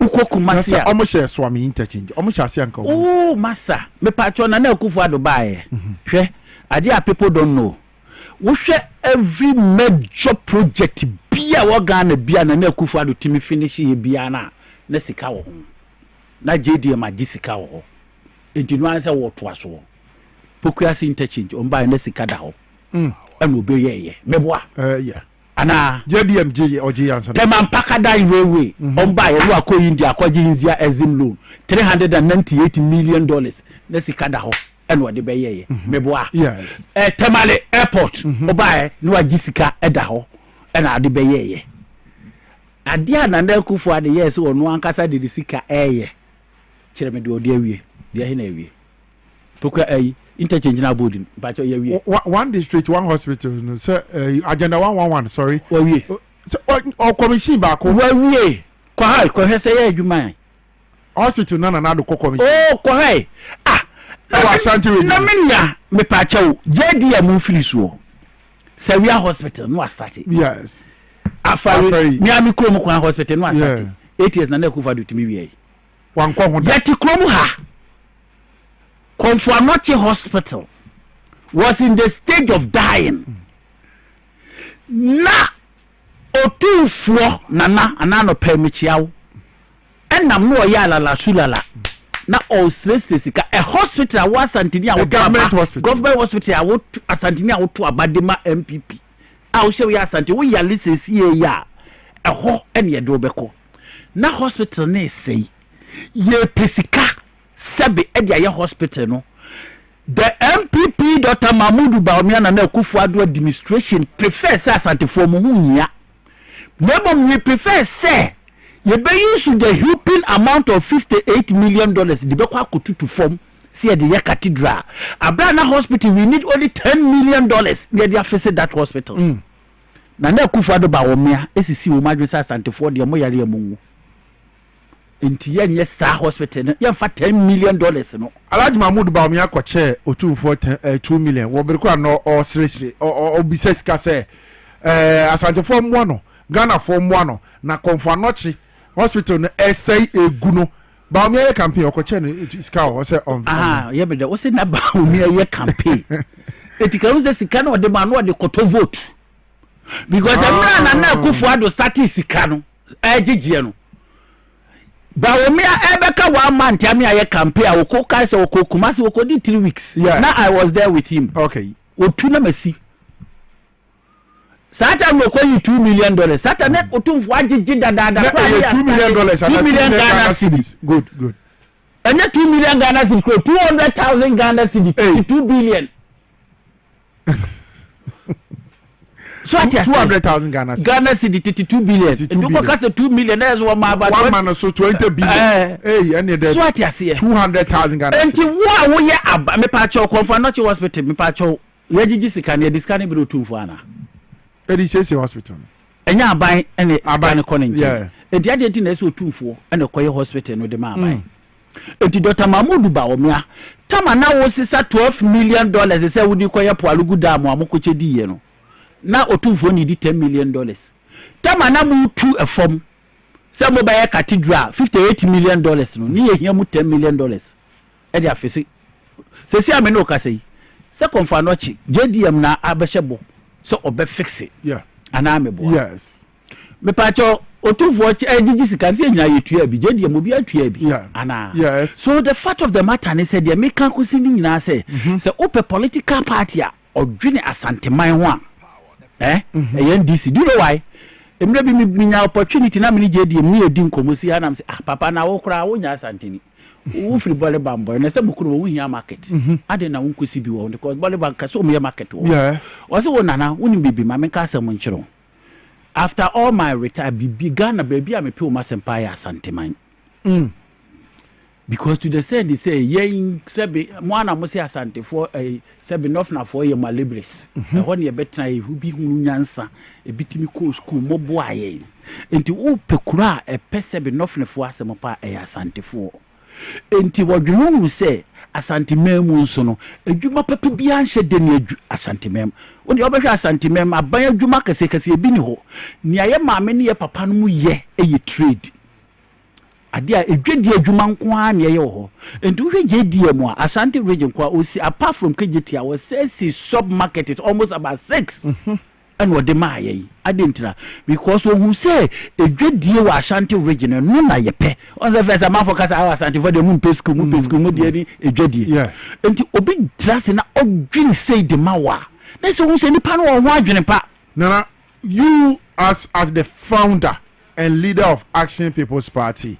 Of course, already know yenkomodi wamayati asese JDM there UPP kron or boamo ana mote etuti okase nyina so me papa na sem nyewe yemu Action People's Party say eye NDC baby bebe boa NDC amanyoko no ana modem ho a moye independent political party going forward into 2028 general elections on sesi a wa confirm say won saka o certificate no mo ba na Action People's Party monso de ho no ma bebi ma che Ghana for yenye NDC baby because nye NDC ni bia na bo ma ete ye party okay na mom no me de ya ideas ne say obi a ye pe Ghana ye okay enti as long as say ya ban eni aban mo no aban ya be ba obeye Ghana ye because yeti ye ya pa aban me bo say ye pese ye be Ghana ye ana yes MPP for power so person be ye Ghana ye ana yes obi a person ye Ghana ye nti obi ba no ye Ghana ye a men kasa with opposition nti de nipa na ye no moa no. Does that mean say the worker say niema ekoyie eniema tutu yie no and he said 2028 Action People's Party mon contest election there be ye be contest adenti ni contest eniema ekoyie eniema ekoyie yes baka wuru say enipa na wodi animu o ma eniema ekoyie nya say enipa na 2028 ye de neba oh okay ana okay ampa ye be presenting different candidate in NDC ana me bo true unim nipa ne de ode beba okay unim okay so at here okay so JDM on what was then we will have a second look okay so at here okay because say ye ko alliance enti ye hwe ne nyuma a oye na eboa Ghana no na se wono ana eba dia ene ye be manako but the names obi foforo na eba ye nim nipa no a wo ba no ye nim ni su ni ne ban no e wo say ye very careful nebom as a political party yesu ye pe Ghana aba no e wo se yesu ye ba na yesu ye be kire de yesu ye betimi aye e de aboa Ghana ye misu ade hu aye betimi aye de aboa Ghana because Ghana can be great again when we have a great and visionary leader like JDM. Wow. So why nyasa ade ni bia enunti na press conference ya JDM be ye menene ya adwini all the sectors but except one galamsey no menene anya adwini ewo se kwan oyi ya no ede nti na woni na anya ede de nti a menene no anya adwini ewo ho ne se galamsey ya ade a menu mienu yagitum se edi Ghana nya nokre galamsey ya ade a menu mienu yagitum se Ghana ni biala edanano a wo kan galamsey ese Ghana ba henefo na ye galamsey eye Ghana fo ene nkorofo politicians ya na ye galamsey NDC wa opposition they thought about galamsey said ya na Akufo Addo ne nkorofo eye galamsey a ye thought wo mo say wo mu nkorofo a Professor Frimpong manso ba out babo abamu mpanimfo but I am glad to say this thing is not happening in JDM time strategy. Okay, now so galamsey AD ni pewu. Now you have the powers. Now say yetime busa question say galamsey AD ni power and have you consider say obekoso your friend say state of emergency. Now catch the Ghana for say ye nyanduru ho because powers that you have no utilize ni nyina o exhausted sa powers ni nyina dia. Now patch ye say enkosi da bay because for me maybe imagine na me chiro go ahead for me dia me patch ni say enkosi da bay. What kind of power do you want to exhaust all of them? And someone will say, galamsey edi ni penya, say yensase. So if you have that power that you can use to force the galamsey to stop today, tomorrow, why don't you use it? Se kobasa dia na wo ha enchirima eba to the extent they say ye try ye titi ekuo blue water guard na Akufo Addo beti e galam stock e it was the same constitution that gives you the power to do that. Yes. Enipa famu we lost Adam Mahama obi otini baby so onko fight it galamsey recently nipa 8 omakwa ko wi ya apart from that me ko galamsey site pa akoye campaign e ma wo mo deformation babies sebi mpeleduasa yenkora be wo bi wo na nsaka we are experiencing some disease ya na Ghana we never experience those disease anymore. Okay, Ghana had that because of galamsey sana ene niama ye de gu yensum apart from say it is destroying our forests and all our inhabitants moi first nama na ukomura ma wunya hwie nyina wunya biem ye mu nyine dwane enti enkosi da ben na obehu say no sadie we say say Ghana enti let's take further steps enti na support say state of emergency no say the nankofobia say nka president and declare state of emergency no o support it. Me support 100% to the sense me cry me press conference that was mra because wo mo take aircraft no ko wiye no na me oboase obi now was part until I know what happens over there. Okay, until now I made a press conference say this has been a nice opportunity for JDM to declare state of emergency for even enkrofon wotwe no o ma famu akwa no. So I say, but Ubeka Chere me say a constitutional matter, I say parliament and that means you are not ready. Ebi amamra no so na this answer say na to constitution. Enunti and our power no. Ala yeti ase a COVID by. Nana Akufo Addo okwaje na say a constitution say enka obema your friends say careful kra na say nko parliament. But he used presidential instrument e ka Chere Ghana for so obi ana. Tam we say mo obi ankoshe dem. And sana omo ko parliament akoya amendment to back it up. Enti adie bi o ho no mo a media ntia make as I'm thinking about the future generation. Enkosi da ben ye betra we hu say ye fa second method third plans sana ensase no egusu a eseye. Enti yen twɛn eman sase ne nsei ansa na ye declare state of emergency ana. That is why I have problem with him.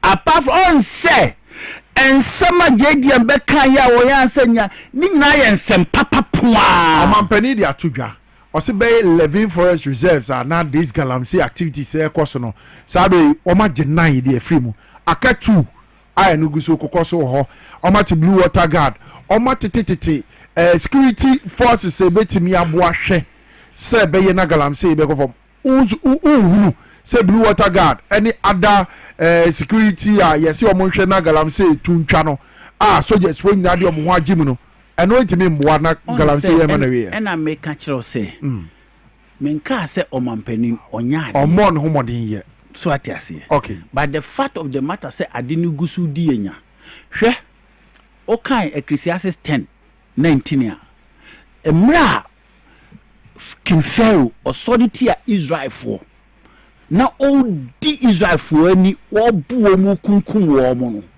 na Israel memu na ye astronaut ne wanyansafo professors wo no bia suru se obeka akire wo hene ne se de na wo ye no enti emra onyankopon start ya odumi Pharaoh ani Egyptians no na odi yale boni ani wo mu nsuo nyina da ne moja wo no ma na de nsa boni gugu usuo no.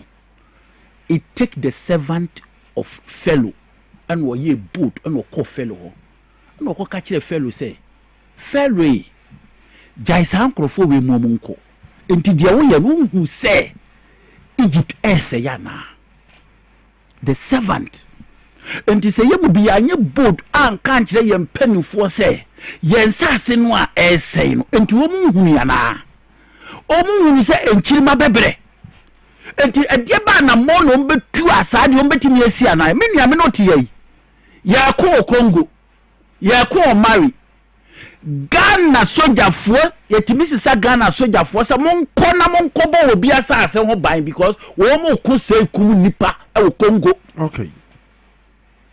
Nipa kakra bi eku kakra bi ese yensase. So why you founder and leader Edema Action People's Party say Sabri senka wona wa ben manka galamsey ensensemi then anka be dia oh Sabri kama medical state of emergency ma so jafo ni nya muni na nam kro no muni na mun ko gu all the water bodies ano mo obi anko ho obi obewura obi a monche no hey excavator me nche ense no nka do you know what I do me ba na me ye be show asase na ma say so no so jafo no be bom ho by day and night mu be mi kremu asase ni nyina mo duania mo guso akopim se ebe fifi na akwa na nuani fifi na akwa say no. You see, we don't need to spend an extra money to go and reclaim those land.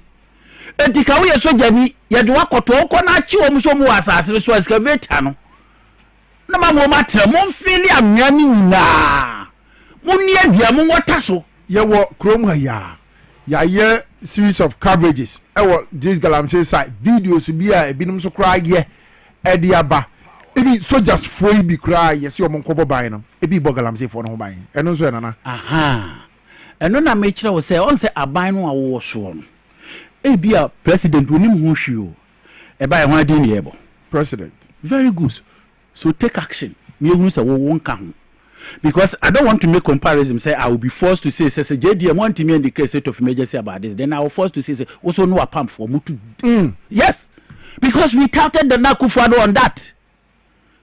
You catch an Nakufado so one a pump for a to galamsey. When you were in your position, NDC makes series of comment about that, and the necessary opportunity has been given to you. Say come and fight galamsey. Now we are using the same method like the MPP there. That means akwasi kono jina kwancha. Ama service ana mo awutu kura ama afast wo mo wa hwere unipa 8 sauce. He ukwa galamsey side ya enkola eti gu pit ni mu no. Ema out ntira. Innocent children. Ubo no akoto amene nu awu. Enipa kakra bisika. Selfish interest. So for me, as far as I may pay JDM asempa for that one there, menena anya adwene. Yengura o party no mo kakra meneko ntibia na yesori jimedie ne so.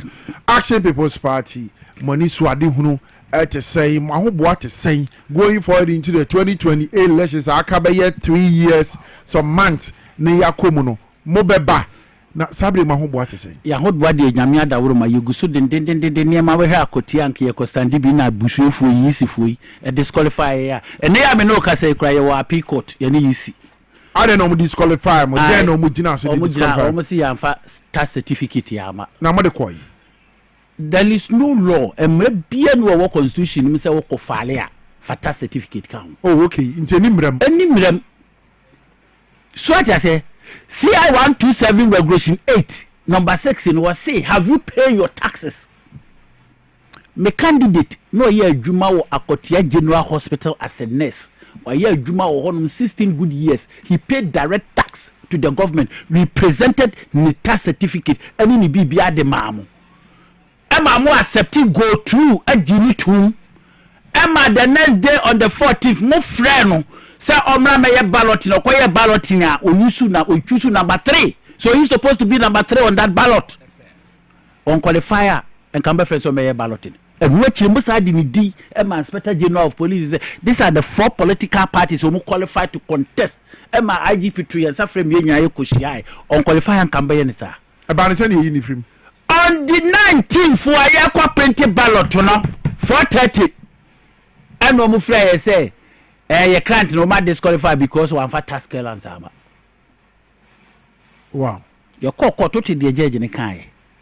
Judge no ruling. He first was setting the law aside and will look into the country say corona boka. And of course I know because police for they akogwa kutia. Then other political parties in so boka. And you hear other political parties in car wo mabo. No mo hwe aban so car wo mabo investment you ma make here. That's what cause the injunction to election so it will be a problematic. Then he went ahead. Then he advised, na tax clearance no kra no. Yisi e de be mra. Obisa yisi say, is there any law say I saw the tax clearance ba when timi anyi no. Then he advised say, I think this might need a constitutional interpretation into Yemfanko Supreme Court. Wow. Now as a judge he made a judgment based on chrono, not the law. Film. But and I can understand him. So as he wasn't that time. That time. Pressure. So yes, what the junction to swa. It will create a lot of problem because other political parties are boka. Yeah. So me, I understand him. Two, when you swadi hunu. Yeni swadi hunu se medical can't pray. Adeba kunso amisa JD mba masa anya ajuri. Teacher training alawa and nurses training alawa. Because what you know? Many na community.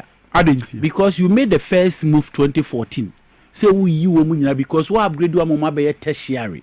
It we woman they are to Ghana education fund so. No mon kwaje Bosnia te say university for je Bosnia ni bi. And when opportunity na ba stick to that. Yeah, action people party ye ba nursing training alawa teacher training all the alawa we will squash it. I want to my No. We are one. So when we hear decision be making sure say decision or you have something to place that decision that will benefit the people. You be Ghana Education Fund. Akola biala. Woko any college. Whether it is private, send nursing, teaching. If you want to go and upgrade it to your professionals, you are entitled to seek that loan. Oh wow. We just have Bosianwa. A Ghana Education Fund. A Ghana Education Fund now. You find you free to say the teacher free no. If it is nature nurses with Fusika, we nurse and no to Kwano Kotana Buchi, no the year Jumama will be. Now Wabon Hoka, a then for so no nyai, or first can free. Put them on education fund. Obian kwaje Bosiano from Kuni school. And to me first for instance, when a school a kwine e will legonwa. All that the education fund needs to say fa admission letter bla. What the bad education fund for no any legon for no e be direct. Okay, kwajo mensa in admission. My school fees you say say be a 2,000. Any boarding fee be a 3,000. Textbooks be a 2,000. Now fe wono ya ma be a 2,000 say for your pocket money. It will be a 8,000 for the whole term. And the whole term. We are school in the free, no. We are using that money to build more hospitals. Say the bay will Juma aye. Near started to take 5% from your pay. Say the bay will do a chino. Honestly, Bakra, Menotia, Yako balance your budget ya. We wait for falling donor. So ome sika ansa nyetimi balance your budget na wo betimi akobanka kwa akwaje bosia abechecha makruma fosu wo muni untimi we are doing more freebies achiche because of politics intino yentimi enya policies ya ebebo okro no na mama your policies of interest said ya be ya abanfo beto abama you cannot run a crowd like that abrocheni Canada no omu chiskasa omu set the fund go and get it. Go to school be up to whatever grade to emeritus. because omu say mu wia o ma ye adwuma wo ha obenya adwuma ye na omudi tuatua wo Kwame Nkrumah set up that education fund that time because now manfo any teacher ho any nurses ho it is something to push them a be encourage them and me no work say who share 10 students ya emu be 8 nurses any teachers that means a man for buy that idea no and therefore we cannot keep doing the same thing and expect different answers and there be strategy ne wo say you form into education fund so na scholarship secretariat sikana akwa amanfo di ni nyina yamfo di ni nyina to that education fund and you na person kwa your masters you go and seek the fund because a kano the reason being that is a can be that when you are open dwane question su ase krobia obekorobia a system because of your migrating system to all the countries and the embassies in Ghana no unless it's our America I won't fit dinner with the J no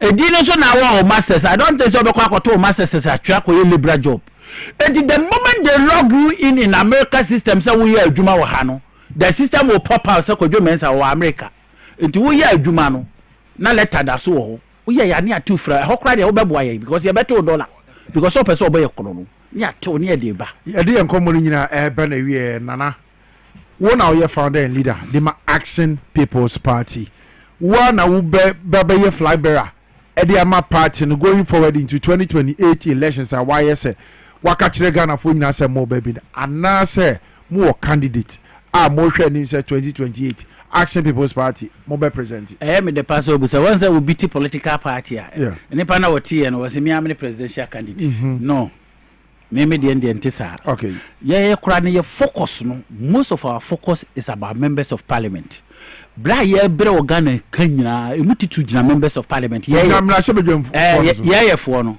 ko ya no age atum. And because of we don't have balance of parliament yakoye NDC MPP ntino o makoye anuanom ebi matena 20 years to ma ye anuanom ti ade bi ba ono anim se emwo koro no enso no magye ato but to their benefit and yen our main focus ne say you be push younger generation akọ parliament yetimi ya na parliament ye nya more members on parliament ya parliament na ye balance NDC MPP ni APP no hono ye the bill bi ba they will think twice because obi ba sori etia in 2028 mo presidential candidate ye present ba me pa say ye focus pa no ebe ye na two enya me na me ko gina for president okay you welcome obi awa okura ugina if you have interest now ideas pa you can come and be a presidential candidate and yes me na mati party no enti chinchina me na be president bia I don't even have the idea of to become a president your problem in Ghana on say choosing leadership in Ghana no it has based on obi awanyini if is obi awanyini kwa no onimu nyansa but bia na say nipa no awanyini no ni nyansa no we need the leadership role nyansa eninimu enzo nam ze yetie sese ye ne wa bia ye kokye kan nya ma me na manyini ye kasi ye ti group bia na ko bi sese ye abozo bia so wona se na na anyini bia na me ni leadership role na mom ne wo abofre bia wo leadership role wo nim nyansa nim de kwache obetimi abeye leader ni akana she until the youth of this nation we have belittled ourselves the spirit of we can do no akose ye mu say ye ntimi and one thing na mahunu say even akola no kra wo pa person ye leadership no so so dey say wo contest ni paninu a ye ni ayen kola yi be ka say umu ade wo o papa paninu we say na woni ni ko gina ni akana so ati say enti e masku na nkola no mokọ ye dey enu nti na abekọ ye various companies no mpanimfo obekọ no omusi won wo moda obo okro ote won ma nipa wo hye na se no obekire na adwuma ni mu kura keke ama na hunu no onye na wa gidi sa wo twese ne ba bia na ne na bi o school ebe no school no aba no de na ba behye wo we can't do this as a nation ye pese building a great nation for the future and he said that bia ye bekoso ne ye pese minkum nya se ya and then beyond Benifonica say the future is bright. Let me tell you, the youth of this nation, the future is not bright too. Ghana future is not bright. Ghana future can be bright if only you yourself, you make a decision. Say, what can you do to help the nation? To understand, they say, and nay what I brand any ababa wana wo hwe se obek so dia call minister bi wa call sesre di obedi a sa na obeye sa na dia kowom. Wake up and do something for yourself. You can also do it. Enti me to one man go school. But I'm making myself say anything biara ene nyankopon na ye na ye nipa da sani na de na adwena ye ne de. If I want to do it, I can also do it because me ye nipa te say nipa no adwena odi ye no ebi se mitirim. Okay. So for me, ye best say Ghana for mrantie ne maba wa say it is about the time the future of this nation. If you want to build a great Ghana and better Ghana, ama wo ma ebeba no manya ho mfaso dia, it is about the time for you to wake up and claim what belongs to you. Very well. Say, yes, sir, we continue to be a slave in our own nation. I'm telling you. It's a best Ghana for. Yeah, can know pampan so our pan woman so. I just a manu dent you. Nemo me, maybe tear me on chim you. Many be dear. Maybe I'm not here, maybe any Ghana. And then ya bansi cabinet be back over a 2 coin. Okay. So I say. Okay. Ebia wo minuti as asem sisi ya ebia no passport o metimi adwan ebia wo de wuntimi so atase o enti de ye nyina anya se ye mu o se de be ya wo daachi wo madaachi ebetutu wo manam si ye enu nti na ye mu binu ye tue mu asi wo se wo haw ne amane aye nanan ne papa no de afam no ye mpese ye maso be ba be fam enti no you can blame your parents why they are poor. But you can never blame yourself why you are poor.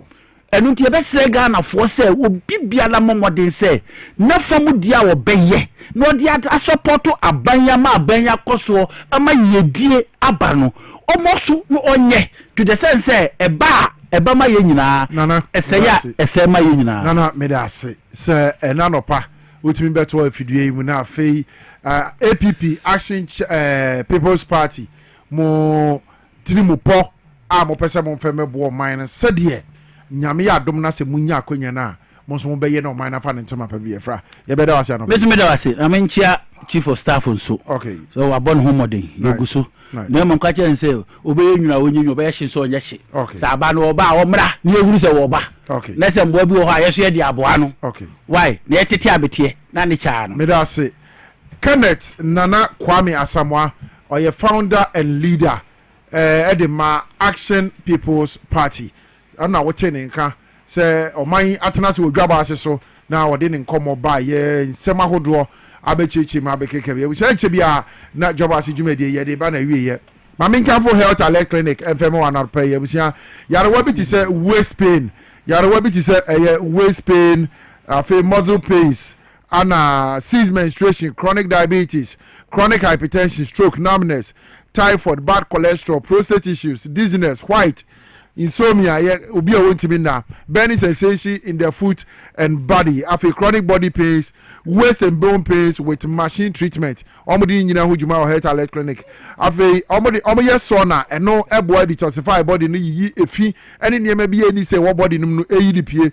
Omo massage any physio with machine treatment and no sitimi boa ni pediari ye pa. Omo lab services ni nyina no wo mo di hujuma or health alert clinic. But modern na fe hwehwe o machira kwan e wo madina ka so apoko ase asama na fe takrade da o de adwuma eye juada copy mfiada wo bra abo 7 am copy mse 4 pm ebebo from one number we so na fe nchire mu bia wo hia no mo mfendom 0242518893 0242518893 and 0242518865 na health alert clinic from wow we say also yare na etete wo ene edo ba kope na make am for the amount say haxa me stand in the capsules can said we bom pebi to pharmacy shops bi a wo hwehwe na moa obi wo a o say mintimi ni di me moa ha afei bloating, chest congestion, chest pain, nausea, heartburn, dizziness, anemia, lower back and flank pain, pain before eating, after blood is too. Just as I mean, you be an air, also Yarwana Babetana, so Bomodina Shenson said, Ruba Cope Becco, or Sanity free or cry, Haxa Mesa, and in the capsules, but FD for Agiatum, Nemum, Uyoba, Wafa Yafno, Waba Obama friend for, and now Bofra won't in fear do me 12 years. me ba cha asa mesa ene ne capsules yi wontimi enum bi drugstores nyina pharmacy shops me ba cha ubenya bi di ato ho Okanshi Drug Lane Repairs Ventures and Hallows Madina Cars Pharmacy afi Tamale Little George Community 5 Kaswa Jukad Pharmacy for bulk purchases so open do 2 Bomodina friend number C 0240 238 810 0240 238 310 and 0203 822 855 0203 822 855 now fi Haxa Mesa any Haxa capsule aye osak town for no etimi moa na nsa wo yarewa ahodo nyina busia yenye birthday ba komieri efemfiri wo sharp na yenko ene Peter Kurantin MCR ano ye adwuma wo XYZ broadcasting ha dwumadi yi sebeko TV so nyina Peter Kurantin with friend Man Piero MCR MCR technician ano daso no Man Piero ba ko pe ene na woda kama yakubon share Peter no onye okese adwumade a wo body aboa XYZ broadcasting nyina wo TV so wo adwuma yi mu Yankopon nhyira wa enke Obrempong mempene won ka ho abusia afei miamenua enso ana medru no so no Yankopon yadmo on the 4th of October we miamenua your friend Isaac ohene aye ewo obosumase akuapem wono na wo ba be yetufu hene ewo obosumase akuapem on the 4th of October eti ohene aye nyame yadomo a enke Obrempong mi ankasa mi baba tawachi mebru no ebo mo homoden se wo mo begi tumi no no mo so ma lidi na bibibia yatimi aye kama de ama okwapeman kro no nti Isaac ohene aye dodo na friend ya cities ewo obosumase akuapem nyame adoma 4th October ye beba betawachi last birthday na fe yen sorry so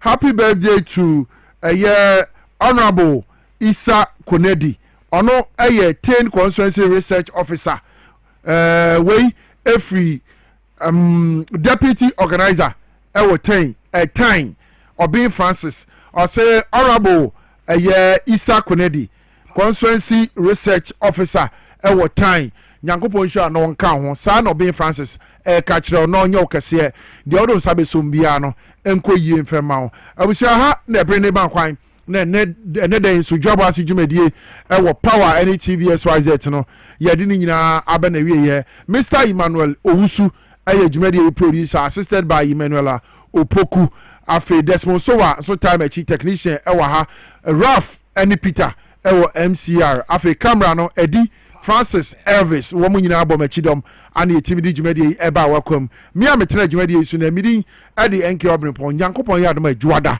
ye besan aba betenase ni aba besomo man no yakra mo